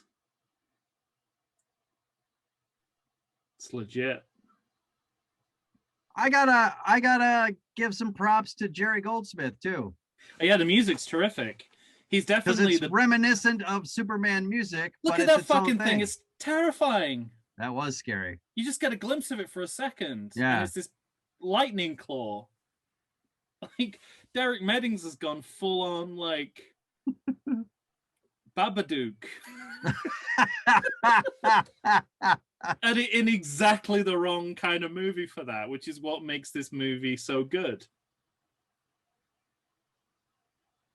Damn her eyes. I love as well that obviously Derek Meddings inherited like a monster that you know in the script wouldn't have made sense and turned it into something tangible. Because I bet in the screenplay it was like, it's kind of invisible, but kind of not. It's a good thing she's drunk.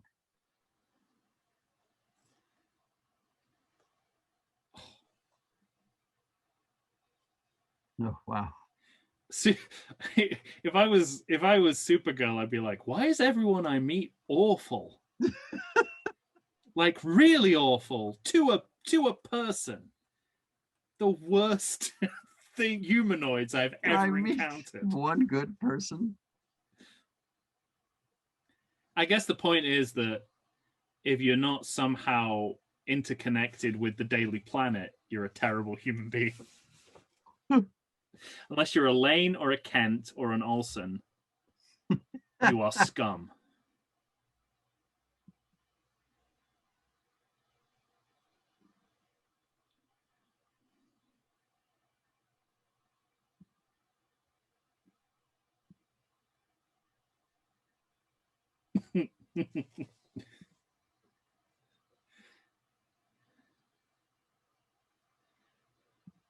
Like how she says, let's get serious, and then something very silly happens. Right.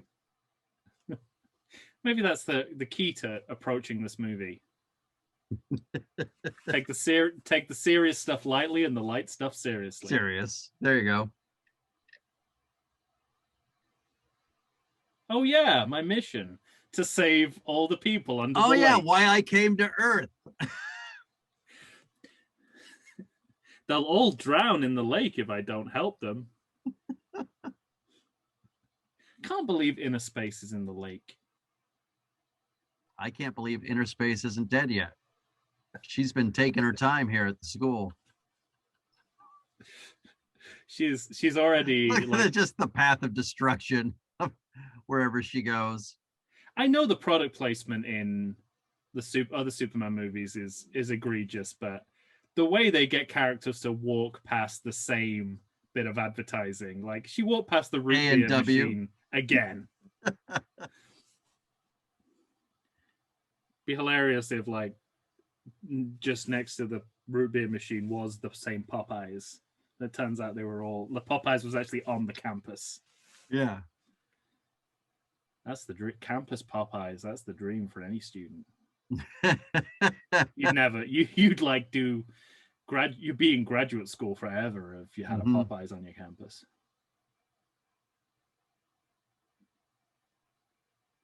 In between every class. Want to hit up Popeyes?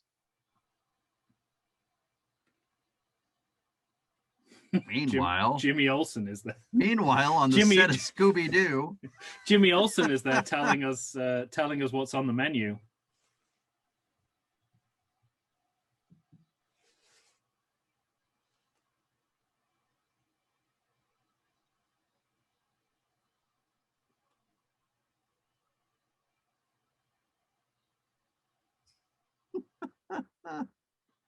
Oh, he brought her flowers and chocolates. My thoughts exactly. Love you. My thoughts exactly.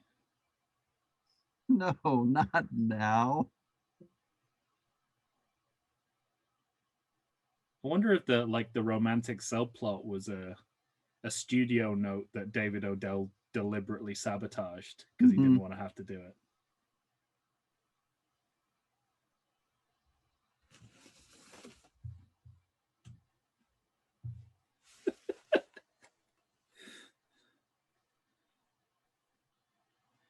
I gotta say as well, Hart Brockner has a very difficult acting job here, and he does very well. Mm-hmm. Because he's a very contradictory character. Please get in this abandoned car that's not going to move.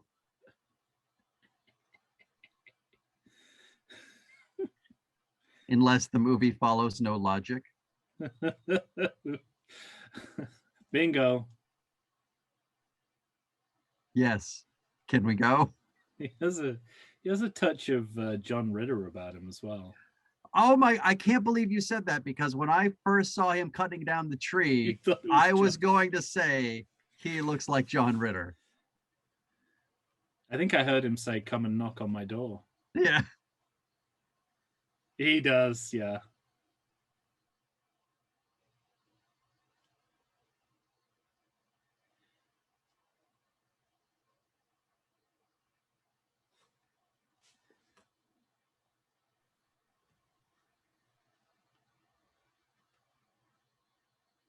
I met a nice human, but it was all a lie. He was controlled by magic. That's what it takes to make these humans nice. How does she know these things? How does she know what it means to be married? Why would she know that? Well, I suppose they have marriage on Krypton, right? Wasn't Jor-El and Superman's mother when they married? All right. Is that what it's called? Well, her parents are married, right? Maybe that was the whole point of having Mia Farrow in the movie. Is that what it's called, though? It's called inner marriage. Inner marriage. 6-dimensional matrimony.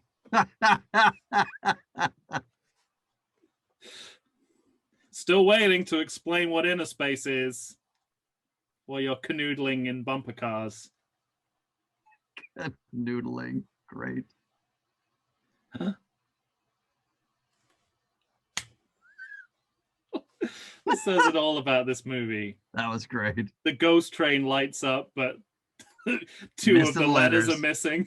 It's like this movie almost knows there's something missing.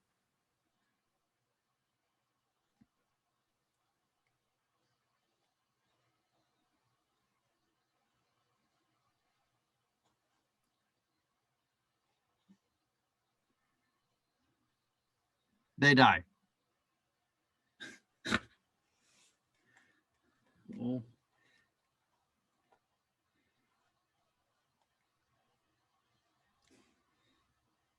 It's a shame that she has exactly the same powers as you. Like almost exactly the same powers. Is she holding down her skirt when she lands? I think so. Then I would say that skirt is too short.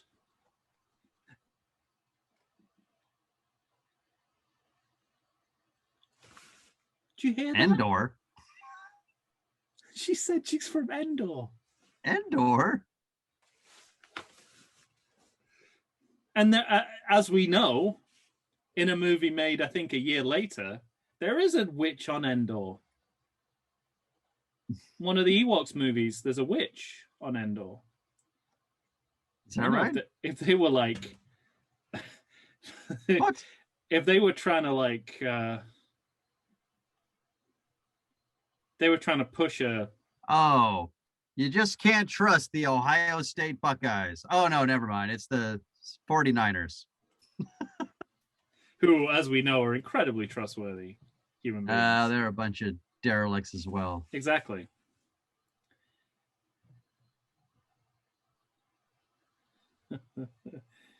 Try and get through this wall of me. I dare you. Wall of me, why not take wall of me? Can't you see? You can't escape me. It works. Maybe that's what the song was about. Houston Oilers, I believe we're on the Rams now.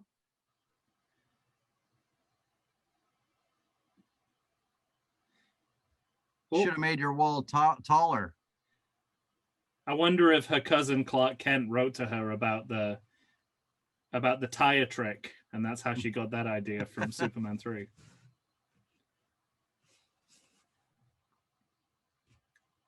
Creamsicle Tampa Bay Buccaneers. He's probably on drugs or he's going to get creamsicled. Ah, she knocked him unconscious. Here's what I like about this. I like the gender power reversal. I like the sequel inversion of having her absolutely carry him. Yeah. I think it's slightly undermined by him being in a bumper car. Right? Why didn't she just lift him out of that? Would have been a better visual, I think.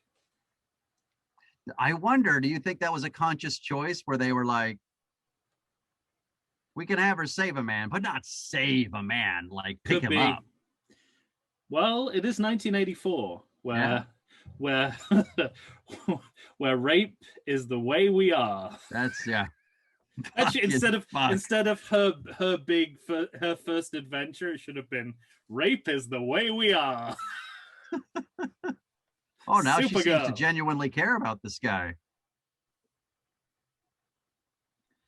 Completely.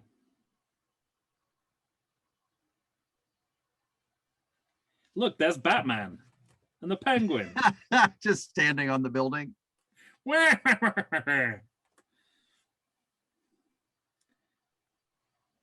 All right.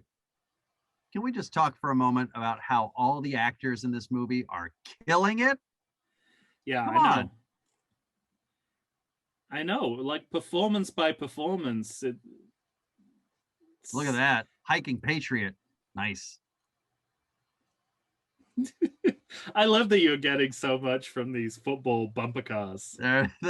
These are all the uniforms of my youth. I'm so excited right now. There's a rich intertextual history embedded in these novelty. Dan Aker of the Vegas Beer Guys. He's going to love seeing that Hiking Patriot. Well, this is what people don't. Oh my God! You got Keith Richards. Oh, at first I thought it was a rock. Was that? I know. I thought it was a rock. It's a coconut. If it was a rock, he'd be dead. I think he'd still be dead with the coconut. That thing came from fucking outer space. That's true, but this movie has taught me to lower my standards of plausibility. All right, fine. That was such a great button on that scene. He gets hit in the head by a coconut. That was amazing.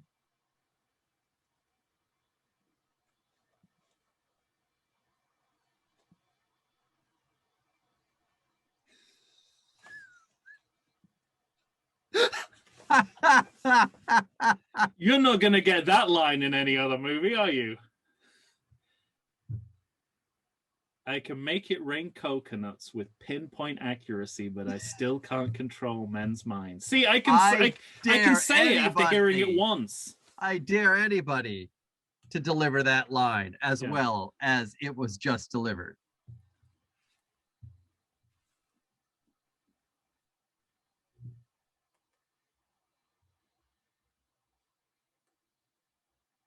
You're gonna have to settle for Nigel in his leisure suit. I know you want the cheesecake. How many of his days off are we into? You want the cheesecake, but you're gonna get the fruitcake. I can hit the man in the head with a coconut with pinpoint accuracy. It's not even that. She says, I can make it rain coconuts. Rain coconuts. That's right. There's so much in that line to unpack. Wow. Oh, coconut milk fingers in the mouth. Stop getting creepy. Yeah. He's back again.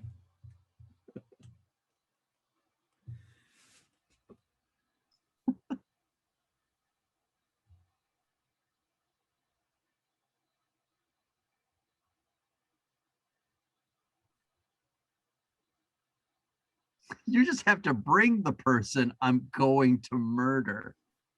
I'll do the murdering. And then you go back to your classroom. You can keep teaching your computer course. Criminy. Do you think Gus Gorman subs for him when he's not there? Right.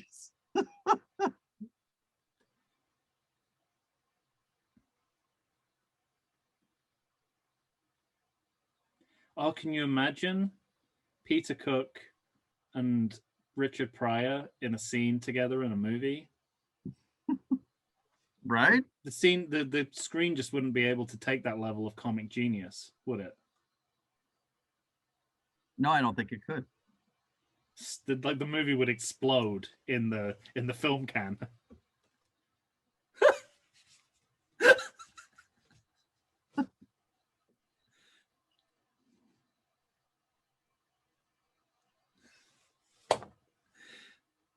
The beginning of superheroes getting precious about people calling them having a costume, I think. It's a direct costume? line. I don't have to take this. It's a direct line from this to Henry Cavill in Man of Steel. It's not even an S. Fuck you. Fuck you, Man of Steel. Superman. Yeah, I do love her. I'm not in love with it. He doesn't even know where he is. I guess they do the yeah, they using the alter ego to do the Midsummer Night's Dream, Titania, and what's the other one called? Titania and I should know this. I've been in that a few times. I know what the men are called.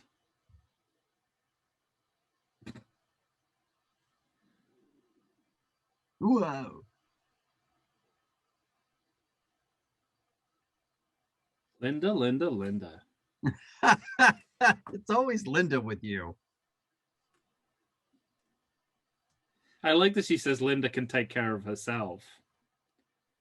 It's like, yeah, we don't need men to take care of us.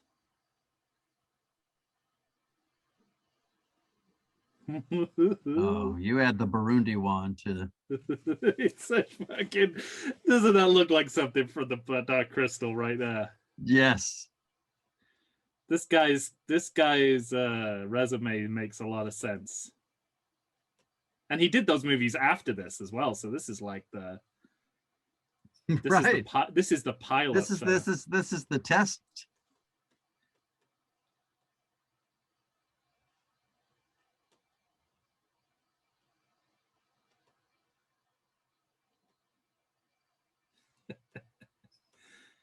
Because now I'm trying. No. I'm gonna have to look this. I'm embarrassed to be a British person. I have to look up the name of a character in Midsummer Night's Dream.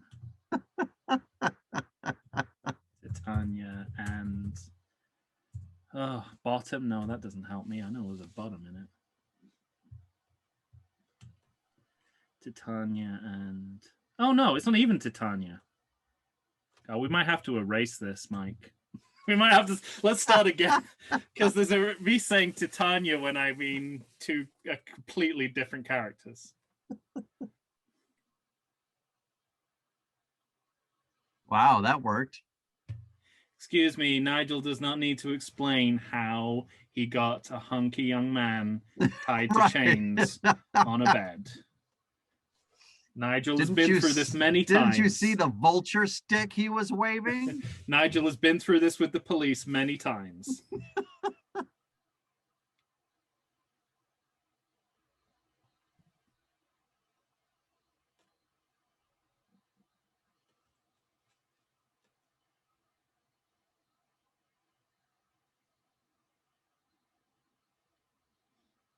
She's gonna... Well, she's not going to just kiss him.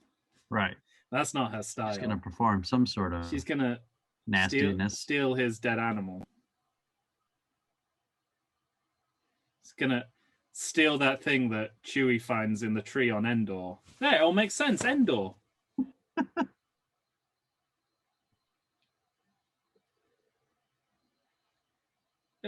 Have Jimmy and Lucy been in Popeyes the whole time?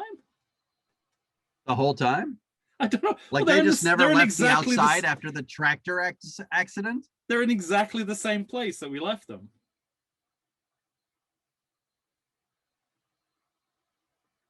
Well, I'm glad Jimmy's not an actual reporter.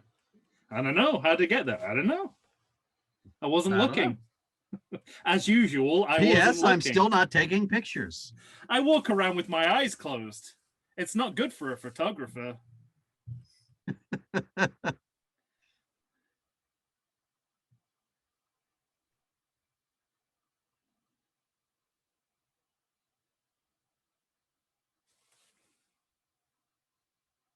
Hermia and Helena. Fuck, thank you. Pew.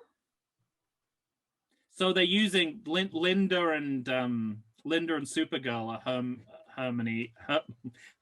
Hermia and Helena from Midsummer Night's Dream. What a weird borrow.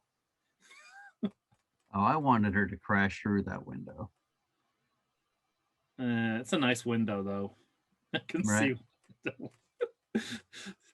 That would have cost a lot of money. I'm pretty sure I saw that window in Superman 4. So they probably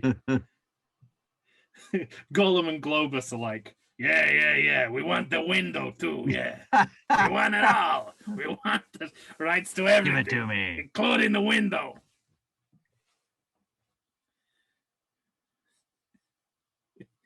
I need to redecorate my apartment. I wonder where I can get myself some gargoyles.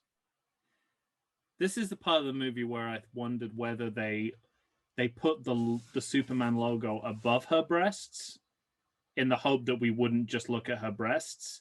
But that by putting it so far above her breasts makes me look at her breasts. Well, and also watching her breasts just smash into a window.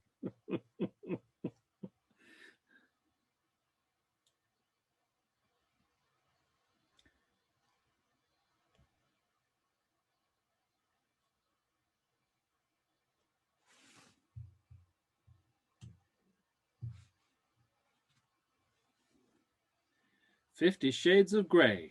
Right? It's kinky. This is a kinky movie. I like that with all the power she garnered between the stick and the globe, Faye Dunaway has managed to just failed, by the way, to try to make a gardener fall in love with her. Uh-oh. Phantom Zone. Oh, no. Okay, so far it looks like what we know the Phantom Zone to be, which is a crowded mirror. However, what will happen now changes that.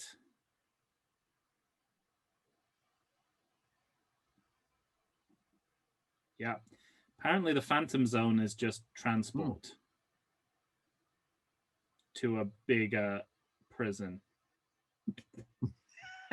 Swamp prison. So presumably Zod and Non and Ursa just didn't make it this far? To this swamp? To this place? That's awesome. We're trying to fly and then eating it. Yeah. Hope those rocks are not made of anything. Ow!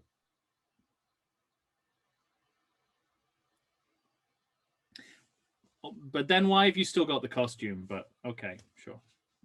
We're not answering those questions, are we? Come on, look at that. That's a good question.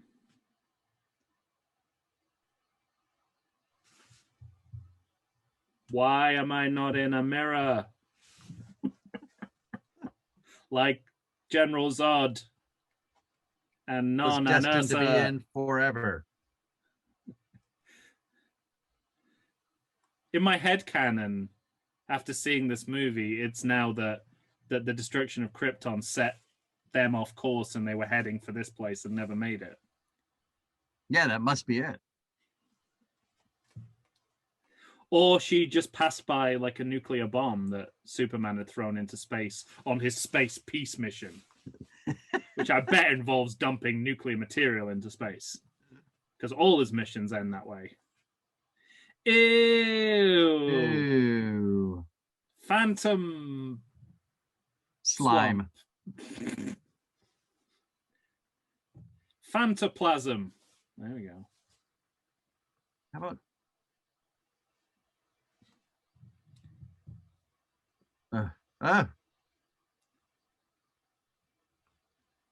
that looks real. Or Supergirl. And I feel sorry for Helen Slater. Yeah, me too. I don't think she was spared any reality there. Oh, she's already got stormtroopers. She's already assembled a police state. And it's now so established that people are protesting it. Right. How long in this small Illinois town? The fact that Jimmy's still there suggests it's the same weekend. Mm-hmm.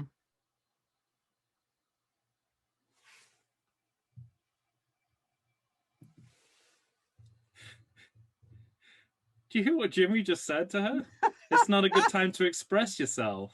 Quiet, woman. God, the men in this movie. Fucking terrible. Is it because like it's a woman's eye view of men? They're putting one and one together. She's like Zod and Luther amalgamated, I think. She's got the classic car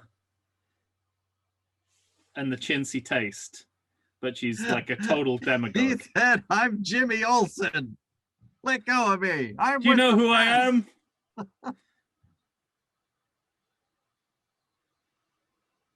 Do you know how old I am? Because we've not been able to work it out yet. Now I'm dating a high school. That was the problem. Like the fact that we don't know whether that's a high school or a college. Right. Just makes it harder for us to nail down Jimmy's age once again. Maybe that was the point.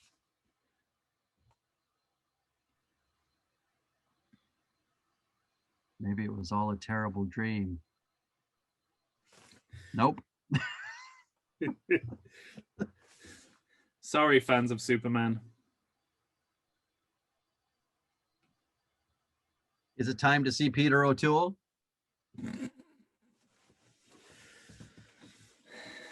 When is it not? This is a movie where like actors called Peter disappear for long periods and then return to move the plot along. British actors called Peter.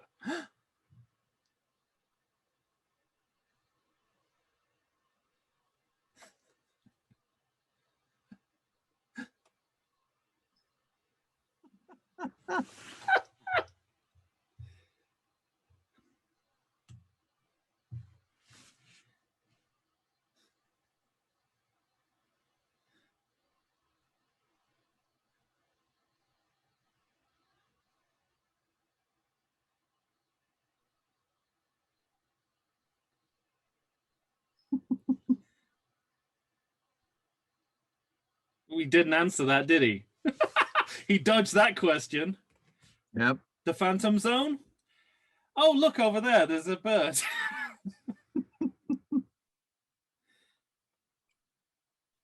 It's the Phantom Zone planet. Well, it seems that so the Phantom Zone is like a... And for some reason, she knew how to build the Phantom Zone glass casing that would take her to Phantom Zone planet. Oh, I hadn't even thought about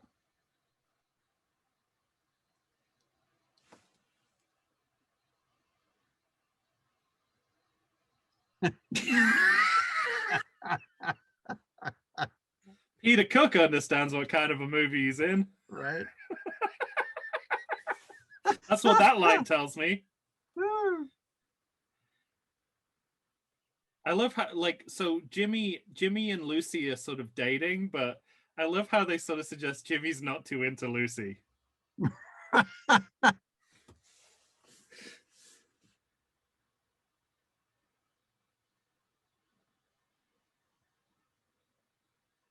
I was in a movie called High Spirits, for instance. Have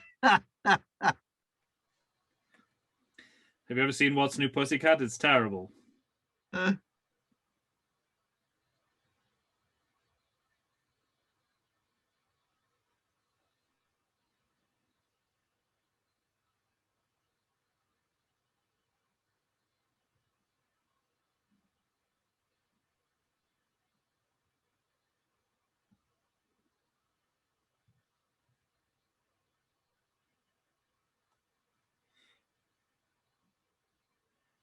none of this conversation makes sense because she knows more about Earth than he does now. Right. And she's still asking him questions. Flying over horses at the beginning of this movie.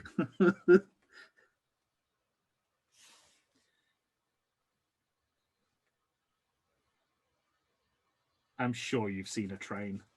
What's a train? In your between one weekend and 2 years of being on Earth. She doesn't know trains. She knows trees. She knows marriage. She doesn't know horses.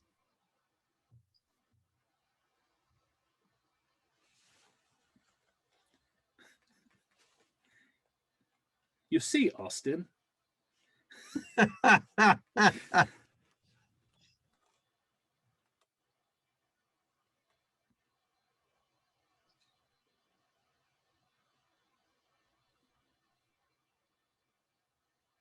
You just need some six-dimensional geometry.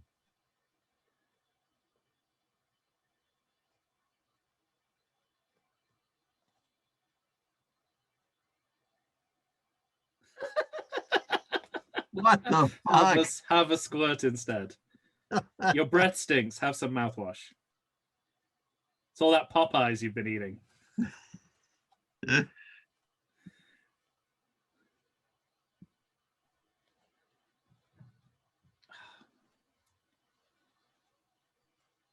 He sound like he's so fluent talking this gibberish.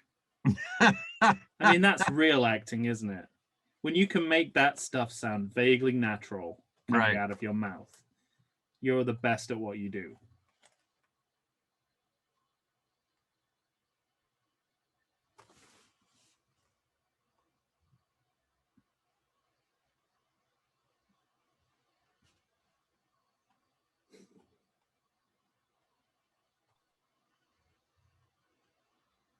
I got news for you. Surely all your people must be dead by now. We're kind of already dead. Right? There's no such thing. For some reason, we're still alive. Oh, yeah. Again, a great opportunity to talk more about what inner space is, not taken. Instead, we're hearing about the quantum vortex and singularity. Yep. Which is, again, it is making things more complicated. We could try. We'd have to walk.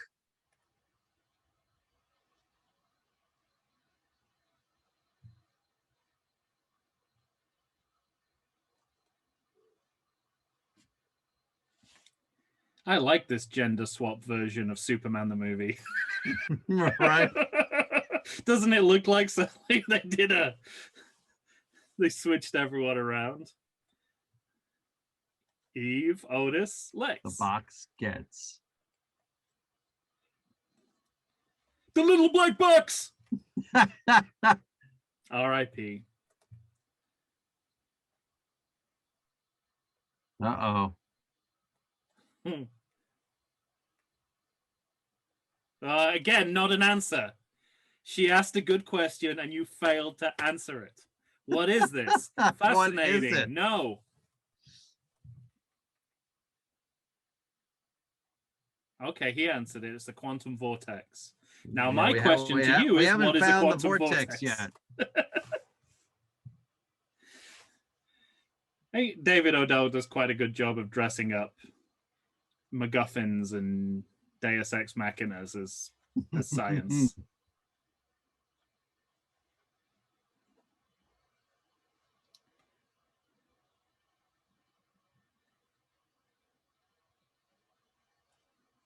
I wonder whether in the script it said like big swirly thing, and they were like, send this to a scientist, see if he can do anything. Huge red swirl. Like they used to do on Star Trek, where they just used to write, they used to leave big gaps for actual scientists to fill in the rest. A blue vortex inside of a red vortex.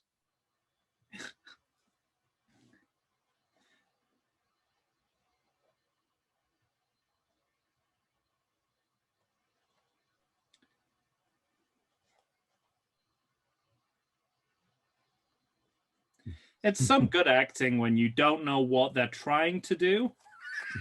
And yet you know what them, you know through gesture and action what's going on. But if somebody asks you what are they doing, you'd be like, I don't know. I don't know if they're trying to escape from that or get into it.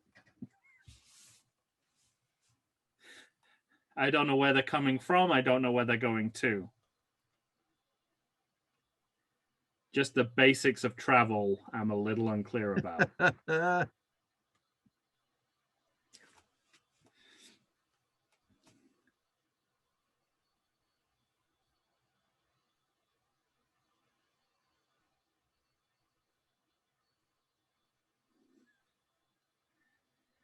Another good question. Oh, you mean you don't know? You knew how to get her there. But again, that's another good question. And how great is this? This guy's just eating popcorn like he's watching TV. Yep. Fucking amazing. Why would those books have the answer? Why? I was just gonna say, why is the answer in that book? Doesn't Otis have popcorn in Superman the movie? He might. I think that's a callback to Otis in the, because she's kind of an Otis surrogate. Wait, they have to go up? What was that?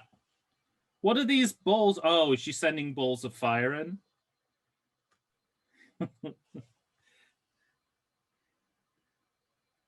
Uh-oh.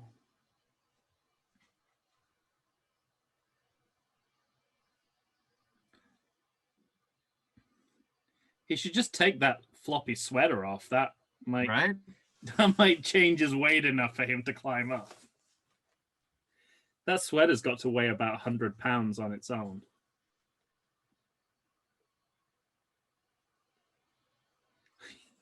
Yeah, those books were never going to have an answer to that. Listen to her. Atom bombs do things to the Phantom Zone. Do you think they knew that when they wrote that line? Like, she's accidentally come up with exactly the right thing to do.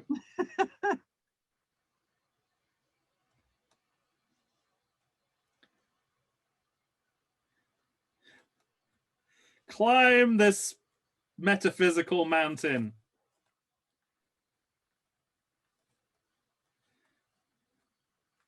Also, someone I want cheering me up while I'm climbing a mountain. Go!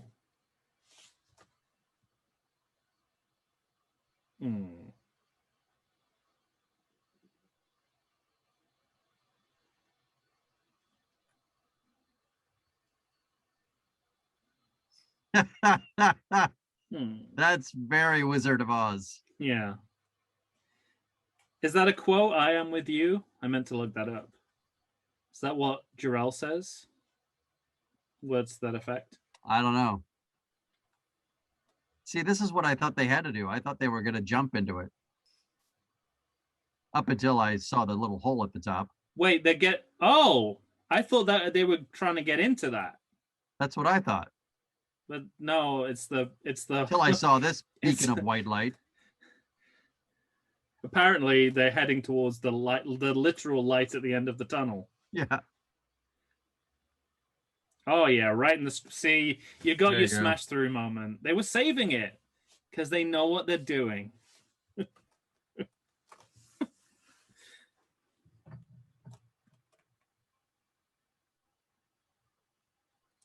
Yeah, it is. We've still got 15 minutes left.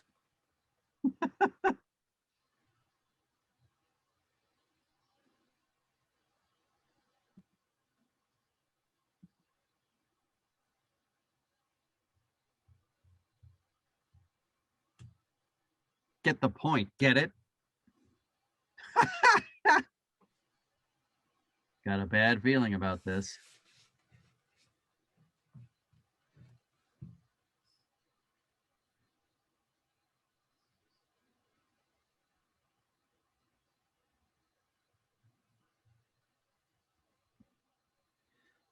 How is... So she can control the magic with a dead animal?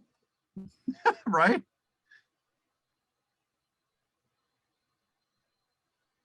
Give me the MacGuffin.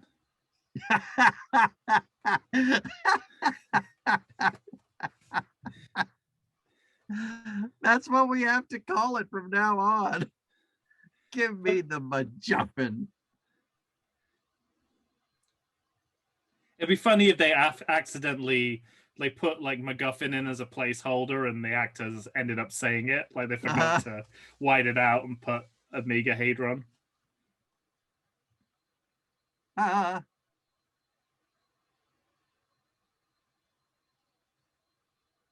May I suggest flying? It's a very good point. Maybe it's like, like birds, you need a certain amount of energy to get in the air. Which is why birds don't fly all the time. Oh, it's great. Gremlins 2 there. Wow. With the gargoyle. This is the original inspiration for Flora's Lava. Right? This movie invented everything. We wouldn't have modern TV without this movie. I think maybe I'll stay.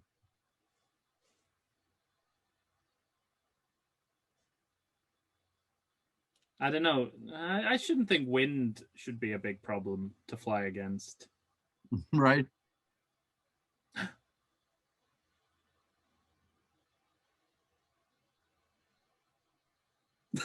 More or less. Why is that? They sound so funny. More or less, I think they were. Uh-oh. Oh no, the Rancor. Look at that fucking thing. I was really not expecting something so genuinely terrifying to come out when she called it.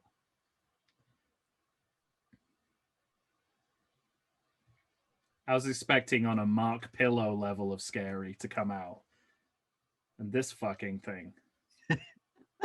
Look at that.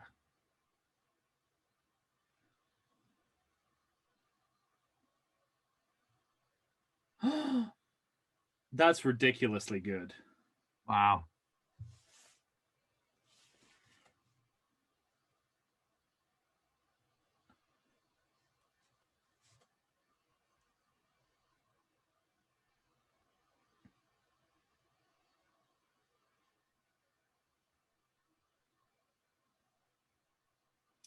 I can manipulate your aspect ratio with this, right. with this voodoo. I can put you in 4-3 like that.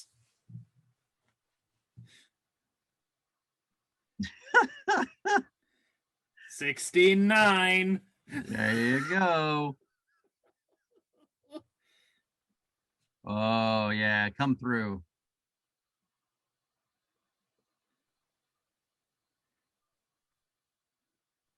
Use the MacGuffin, Supergirl. Use the MacGuffin.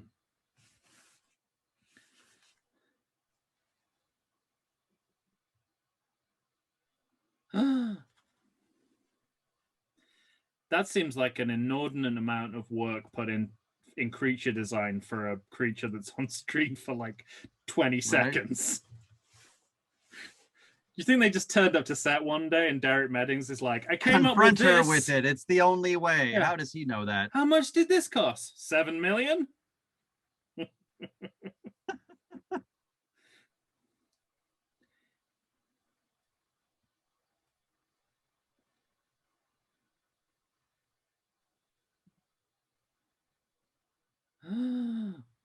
Fuck me.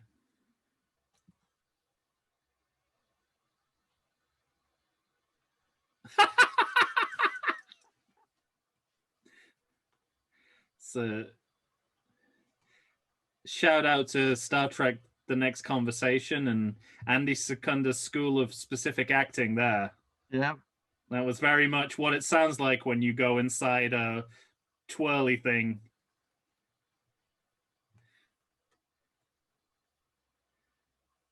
Ah!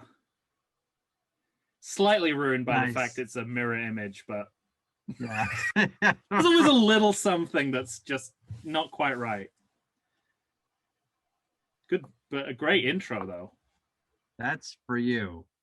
Here you go. Remember that thing you were supposed to take back so your people didn't die? But you went to school instead? And Popeyes several times.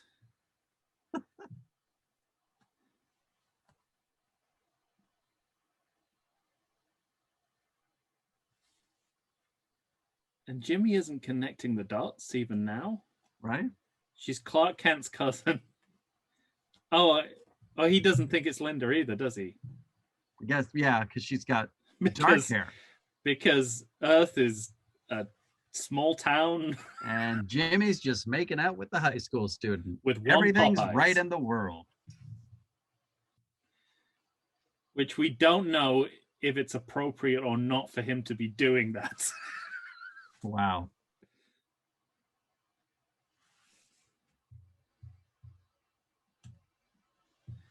And they're going to keep that relationship going? Guy who fell in love with her because of a potion? I think Jimmy would have been the better, cleaner fit for a love interest. Mm-hmm. Gotta say, Nigel beats out Gus Gorman in the redeemed henchman who becomes an ally category. Right. By some distance.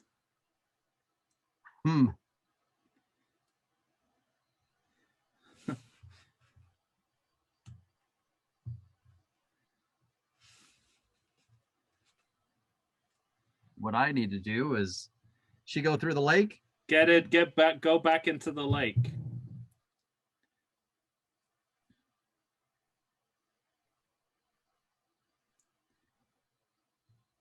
That was a quick trip. But what I don't understand here is, like, why is it literally in the, like, getting there, she had to go through like a lot of time bending things. Mm-hmm. Here she just has to, like, it's like literally like it's at the bottom of the lake. We've stuck with the Superman 3 style of unreadable credits moving counterintuitively. I can't read these credits. Sorry, it's just not humanly possible. Agreed. The green lens flare in the background doesn't help either.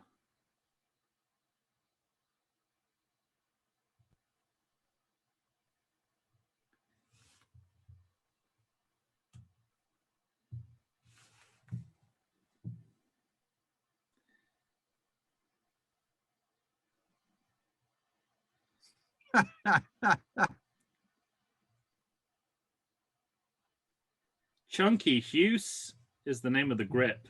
There you go. Do you think that's his name or just what the Tony director... Gordon. Hey, there's a woman, Margaret and Rita.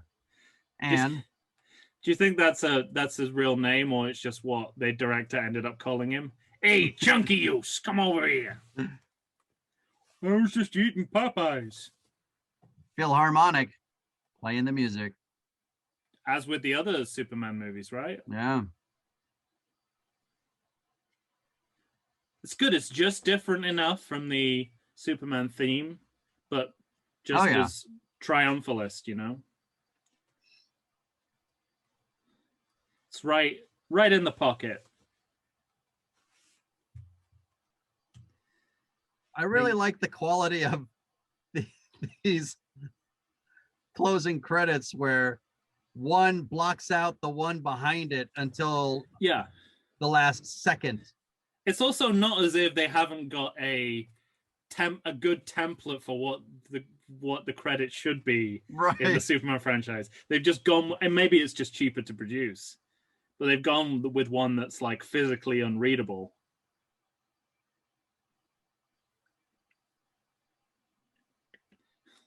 Three riggers called Joe.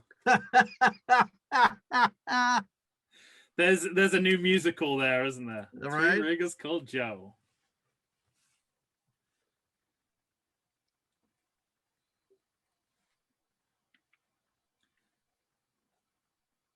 Masseuse. Was that just for Peter O'Toole? Maybe for Peter Cook to be to be in the same room with Faye Dunaway.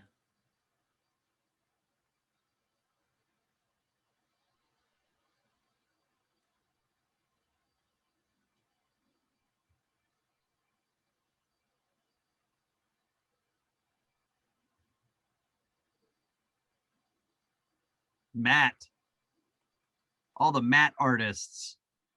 Oh my God, can you imagine? On the movie. Oh, here's the cast. There we go. Yeah, I forgot Mia Farrow was in the movie again.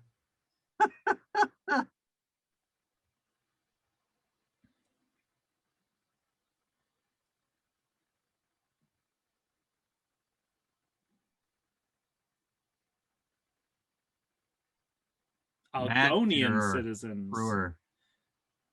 Huh. They got Popeyes in again. Though it says waitress at Popeyes. Come on. Lucky's friends.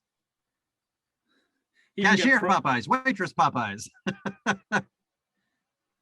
Howard Jones. I love that it's called New Song. Well, what does this say? Oh. You don't say.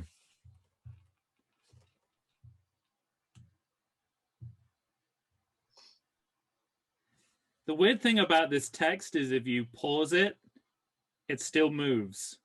It's a weird optical effect. Right. That I don't care for. There you go, DC Comics. So I guess they were working from that too. We never mentioned the comic books, do we? But yeah, like they weren't going in cold.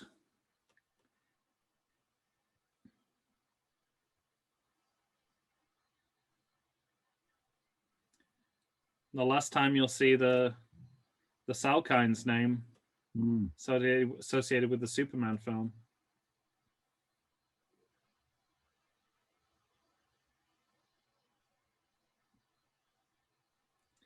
That kind of boo sound that we keep getting makes it sound like a video game. Yeah, like Mario jumping or something. The producers wish to thank Honda, Legions, synthesizers supplied by Yamaha. Plenty of synthesizers. There you go. Oh, well done, Alexander Salkind. You ended your tenure on a high point, as far as I'm concerned. I'm gonna have to agree. This movie is twice as good as Quest for Peace. Artistry limited. Is that because the artistry is limited? Is limited. Wow, a lot of people died. Right. While this film was being made. Get your shit together, Zwark. Wow. Come on. Good? Yeah, it's so much fun. It's a good movie. I'll say this, okay? I think it's a good movie in so much as on a technical level, on a design level, yeah, performance level, direction. I think the only thing that you could possibly say is not up to scratch is the script and some of the storytelling. That's it, really. You mean storytelling in as in director? Like some of the visual storytelling. Well, I don't know, actually. That's probably I don't blame the director for anything. Because you hate Jaws 2, but like I said in Jaws 2, you can see that there's a competent filmmaker making both these movies. Yeah, I never said he didn't do a yeoman's job. But I think he does a great job here. I think. Yeah. No, I mean literally like how we get from point A to point B leaves a lot to be desired. But I think everything else makes up for it quite. This movie's, come on, it's really good, isn't it? Yeah. For me, it's somewhere in the middle of the upper middle of the Superman canon, I'd say. Do you take this over? You don't take, because you listed Superman 3 as your favorite. I think it's the best Superman related movie since Superman 3. Yeah, I think I'll agree with that. And the reboots haven't exactly sweetened the deal. No. But it's just fascinating that this is like such a footnote for people. Like I mean, I'm as guilty as anyone. You know, I forgot this movie when we did the Superman series. We forgot the existence of two Superman movies, Supergirl and Superman Returns, right? Right. We objectively forgot about. But, you know, while I think forgetting about Superman Returns is just, you know, is just wish fulfillment. With this one, I feel like, no, it's legit. I think it does a really. I'm surprised that.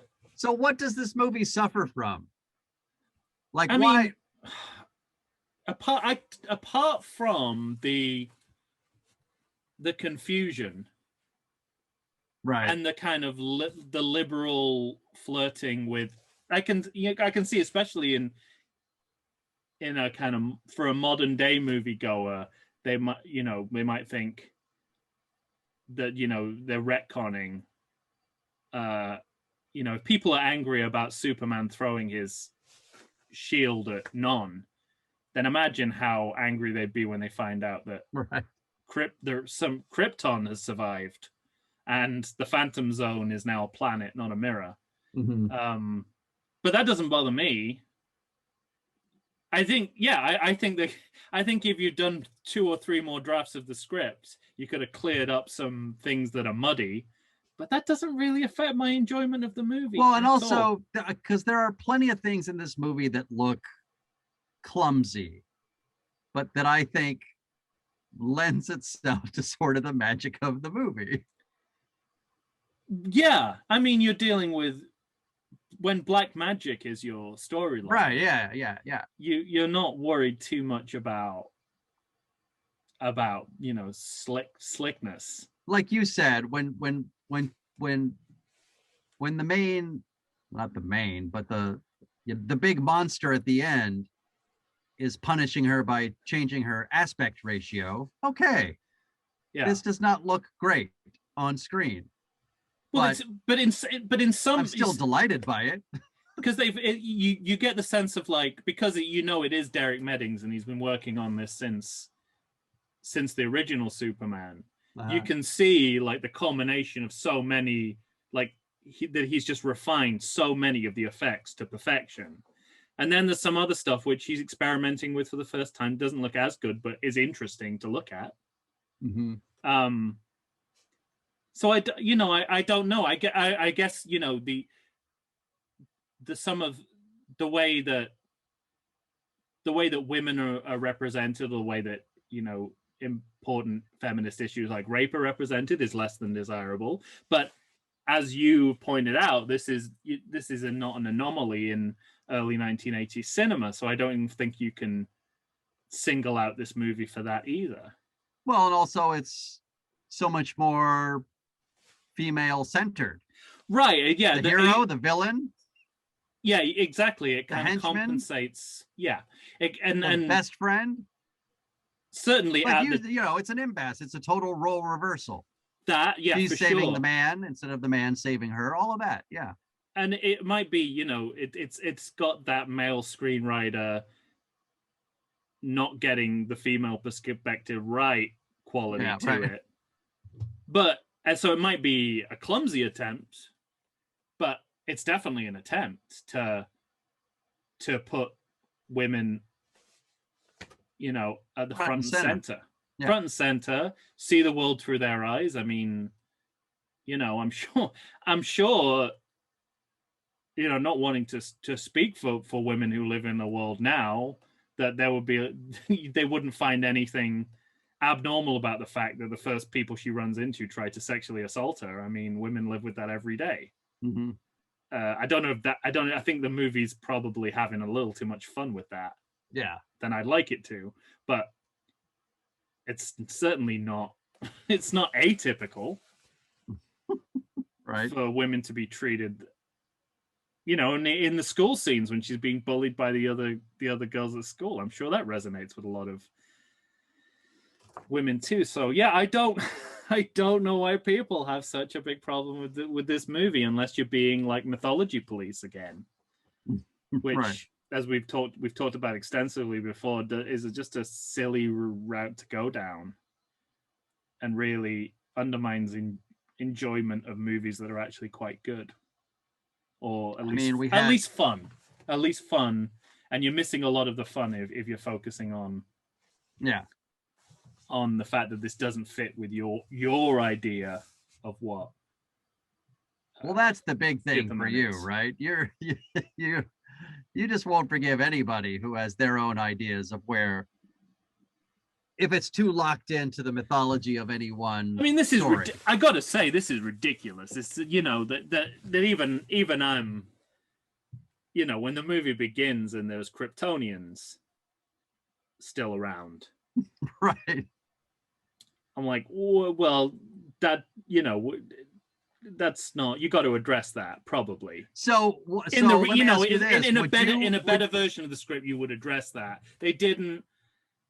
Sure. It doesn't mean I enjoy Peter Cook and Peter O'Toole and Peter Piper and all the Peters and Faye Dunaway's performances even less, that I'm not completely charmed by this. And do you think it would have been better served if we were re-showing what happened to Krypton that happened in Superman, except another pod, like they were just able to get another pod to escape on the other side of the planet?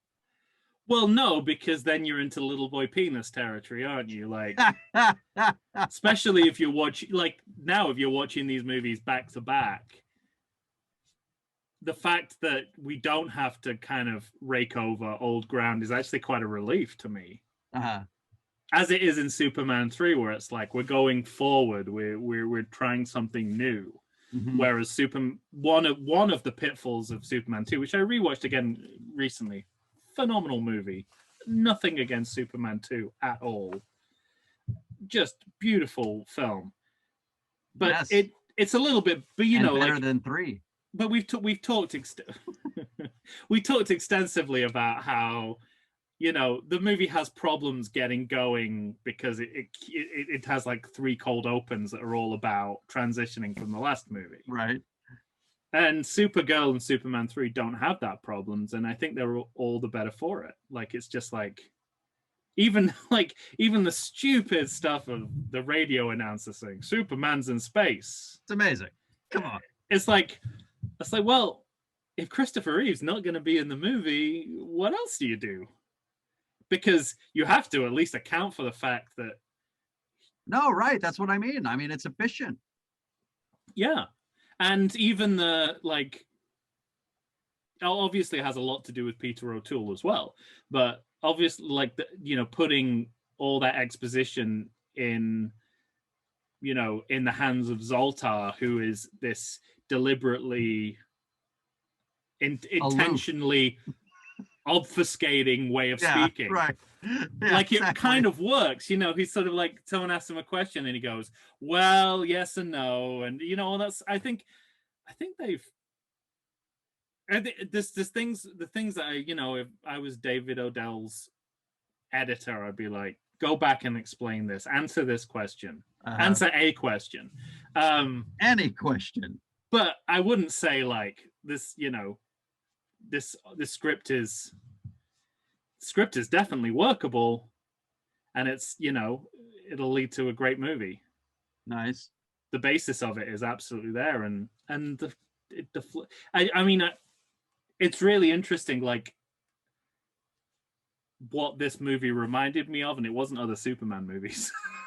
I was just like watching it, thinking there's something about this that is kind of very familiar. And then I looked up David Odell, saw Masters of the Universe, and I was like, oh yeah, same storyline. Yeah, right. Same, like, relocation of this established fantasy mythology into modern day Earth, but in a totally different way than they do it in the first 3 Superman movies, like in exactly the way that they do it in Masters of the Universe. They come from this other dimension. They've got to get the MacGuffin back. You know, Dolph Lundgren is like the fish out of water. Yeah, right. You know, kid in the woods kind of thing. It's the same movie, but done better here, and obviously with better production values. Done with some with some money behind it, not, you know, the Canon group cost cutting. So it just to me, it was just endlessly fascinating, and I get why maybe people are revisiting this now. But I also don't really understand why it was forgotten for so many years. I would understand it if Superman Returns was any good, you know? Like I could understand if, like, oh well, we don't need Supergirl now. We've got Brandon Routh. We've got the new incarnation. We've got Henry Cavill. We've got, you know, Zack Snyder's taking care of business. No, none of that happened. So yeah, this movie is already elevated by that, but actually on its own terms, I'm very, very impressed. I remember seeing it as a kid and thinking, okay, that's not very good. And then I just like off my radar, never watched it again. Yeah. So like I said, it was kind of like watching it again for the first time, but I count my younger self as wrong. Yeah. This movie's fun. It is, and I don't know, maybe it is because so much of it is embedded in like a kind of sarcasm, like it's got quite a sardonic tone to it. And maybe that, you know, if you can't, as a kid or as someone expecting a certain kind of movie, if you're not right, I think it was my like expecting something else. Yeah, you won't pick up on that, and you'll just see like it's just, you know, it's just a weird movie that takes place mostly on a ghost train. It still is that, right? But you know, when Peter Cook is making fun of that very fact, you're like, oh, okay, this movie kind of knows what it is. Well, that's the other thing. At least there are too many good performances to not like this movie. How do you nominate Faye Dunaway for a Razzie for this movie? Come on. It's ludicrous, isn't it? I mean, she's I mean, sexism. Maybe she's not Gene Hackman, but Peter O'Toole gets nominated too. So Peter O'Toole gets nominated too, and again, baffling. Like, and this will upset people, but it's a more memorable performance to me than Marlon Brando's Jor-El. I don't ever get the sense that Peter O'Toole's like phoning it in, like clearly Marlon Brando is in that, right? In Superman. Like, he just seems really invested, and what he's having to do is twice as ridiculous. Exactly. As anything Jor-El's talking about. Like, they're both made up, but one seems more made up than the other. Right. Yeah, I think everyone, I mean, there's no point in comparing Helen Slater to Christopher Reeve. They're working on totally different levels, but just so legitimate a character in her own right. Right. Like they've established, like, and again, I think the screenplay does this really well. They distinguish her from the Superman we know. But the conflict is very clear. It's like she is like a ray of innocence in a bad world. Like a really bad world, worse than we've ever seen it. Yeah, I mean, and you know, it's like her first, not the first thing she ever did, but it was like certainly the first movie. And she's not saving people. That's an interesting little inversion, I think. Mm-hmm. Like, she doesn't really save people. Except the guy. Right. Kind of. But then he goes back, then, you know, she re-kidnaps him. So yeah, it was all for naught. But she's not that, you know, she's not going around taking cats out of trees or putting out fires or anything like that. Well, I guess she does with the digger. But she's you know, she has a mission and she's fighting the bad guy. She has a mission but decides to go to school instead. Yeah, amazing. She's so doing great. Everything, and so maybe this is what irritated people. She's not doing the Superman stuff. Like,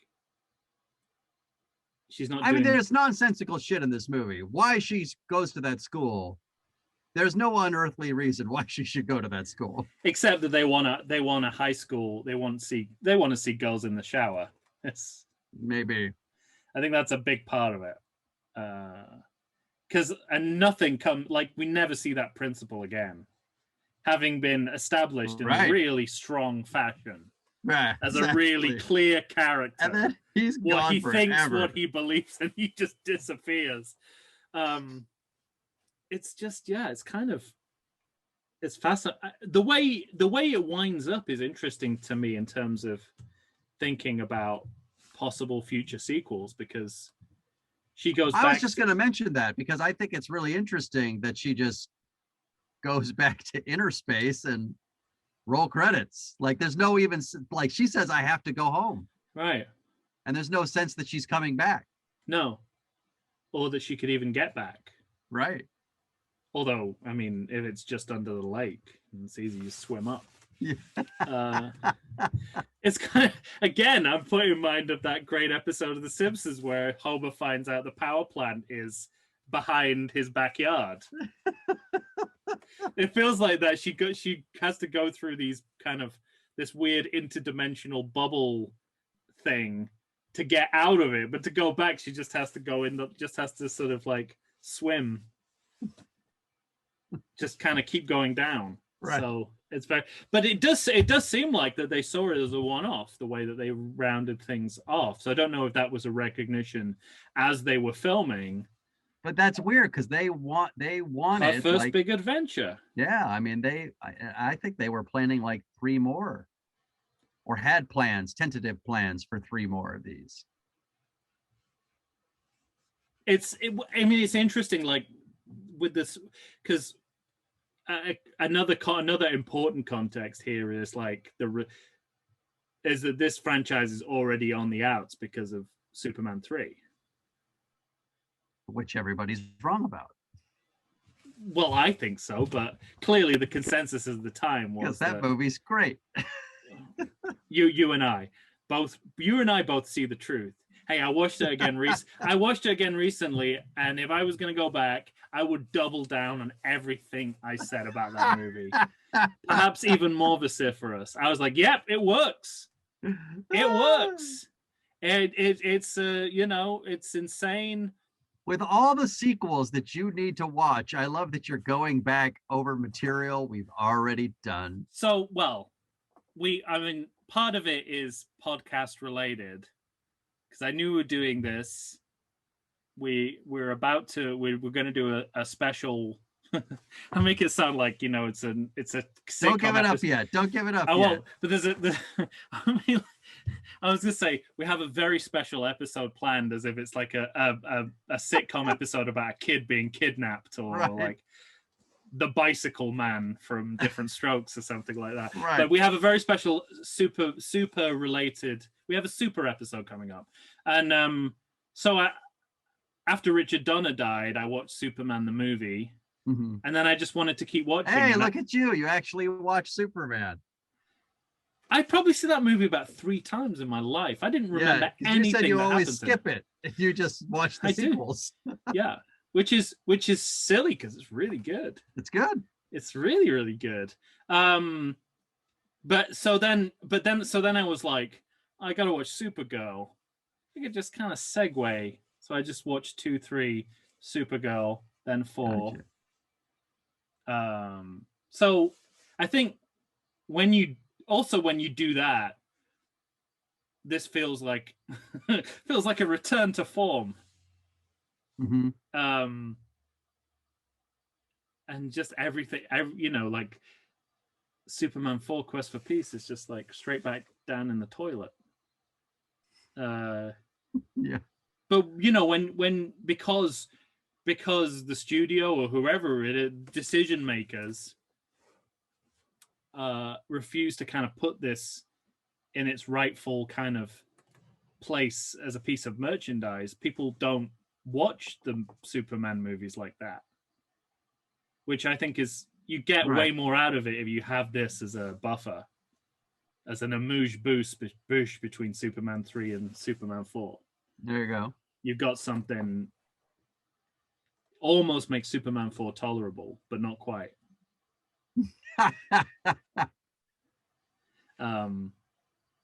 Because, you know, I can't remember now what the word I used earlier about there are certain things in this movie that look, what did I say? Clumsy. Did I use the word clumsy?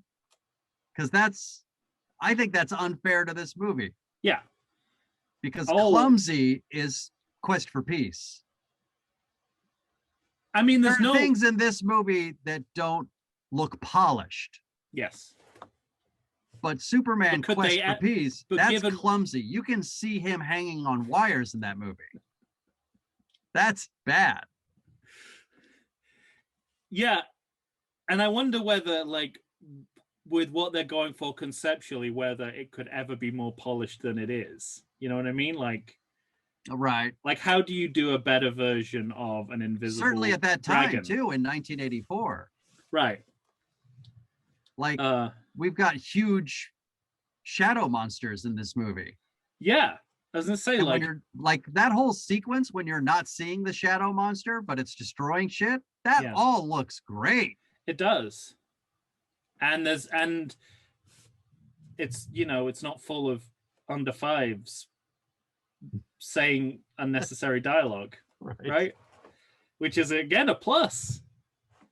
Like, it's just a whole different way of doing the same material, which, you know, on this show we appreciate and applaud, rather than saying that's not my Superman. It's like, well, yes, it's Supergirl, for one thing.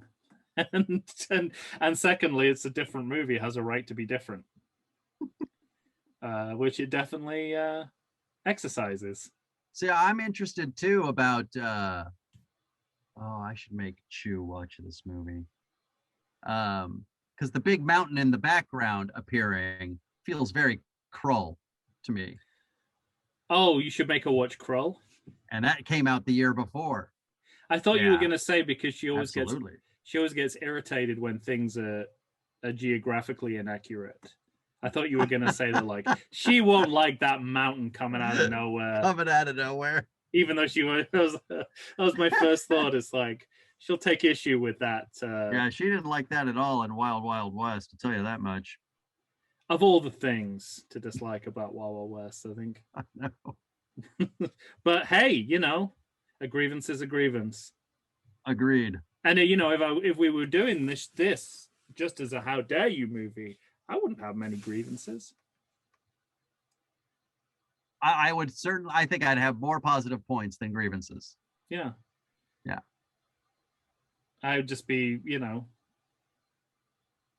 But it's funny too. Explain yourself would be my only big note. Would be like, explain. It's like, so we're in inner space. Explain yourself. Right. That's all. That's like literally like, be a little bit clearer. I mean, I would have a grievance for every time there's a question asked that is not answered. That is not answered. Well, then you would have a lot of grievances. Well, those are grievances. That's maybe more of a drinking game.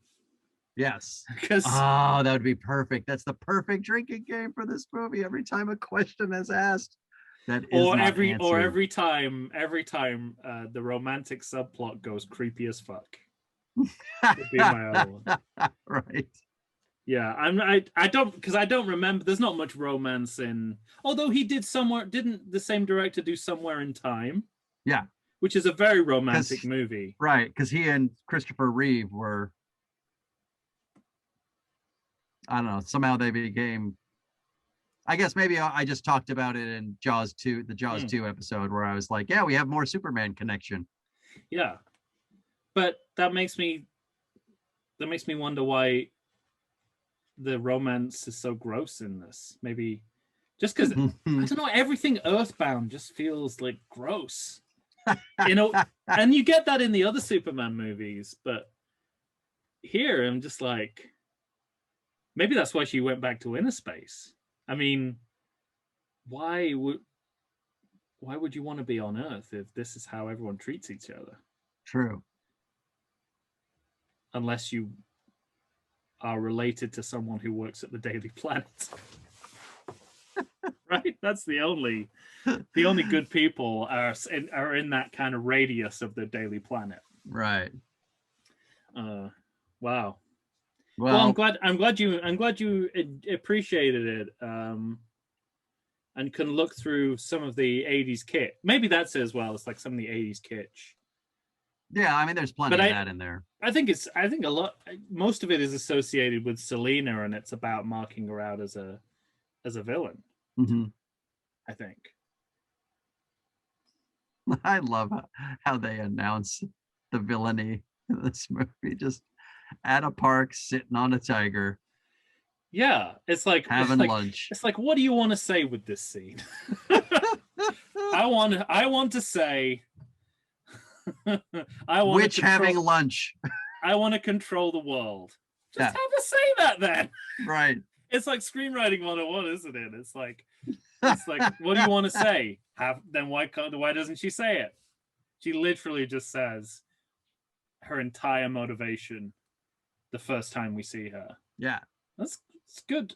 At least good screenwriting. Good shit. It might maybe a bit on the nose for like a novel. But right. In a superhero movie, I want to spend 90 minutes trying to figure out what the villain wants.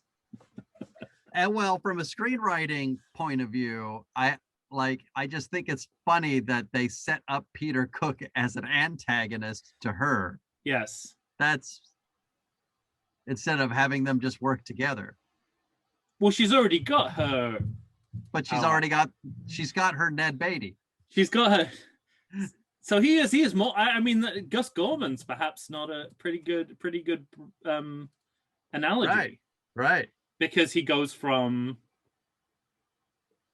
like, well, it's not quite henchman, is it? It's like expert. No, but like the guy, he's your Q base. Gus Gorman. Right. Gus Gorman is the Q. There we go. We're just under the wire. Gus Gorman got it in. Gus Gorman is the Q. So Nigel's kind of like your Q. He's the guy like you don't really want in the field, but if you have a problem that only technology, or in this case, witchcraft can solve. If you've got a witchcraft problem. Although he knows about both. Like, why does he teach computers if he's a witch? Is this like a Halloween 3 computer? This is a fair question.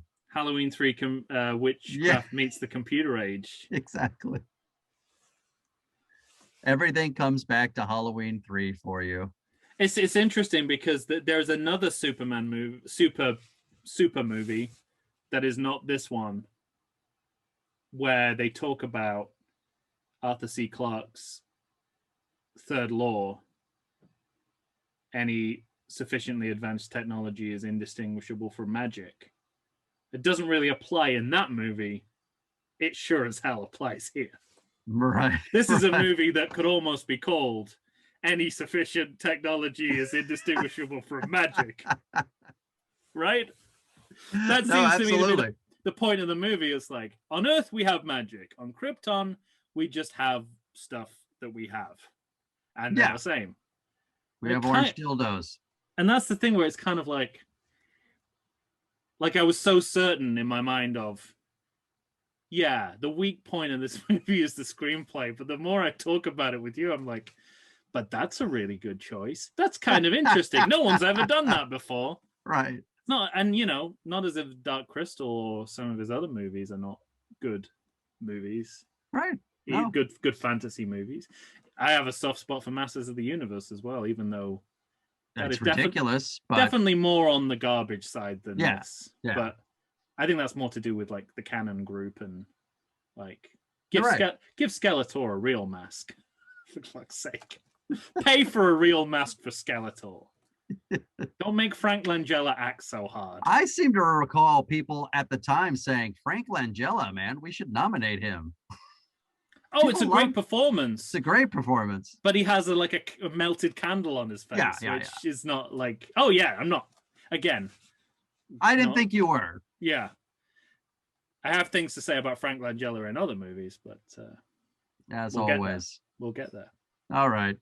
Anything left for Supergirl? No. It's just Me the way we either. are. Watch it. The way we are. Yeah, I especially if give this movie a chance. If you're like us, if you're jaded with how Hollywood has failed to reboot Superman in any meaningful or successful way, go back to Supergirl. This might be a better example of how to do that. Yeah. Without really doing it. Which may be the key. We've solved it. There you go. Done and done. All right, ladies and gentlemen. That's it for the Supergirl Watch Along, presented by the Everything Sequel podcast. For Tom Steward of Lonesome Whistle Productions, I am Michael Shantz of the How Dare You Awards. Join us next month. We'll have a brand new watch along for you. We'll find something delicious. It's a good one. I've already picked it. Fantastic. Say goodbye, Tom. He's probably on drugs. He's going to get creamed if he's not too careful. Perfect.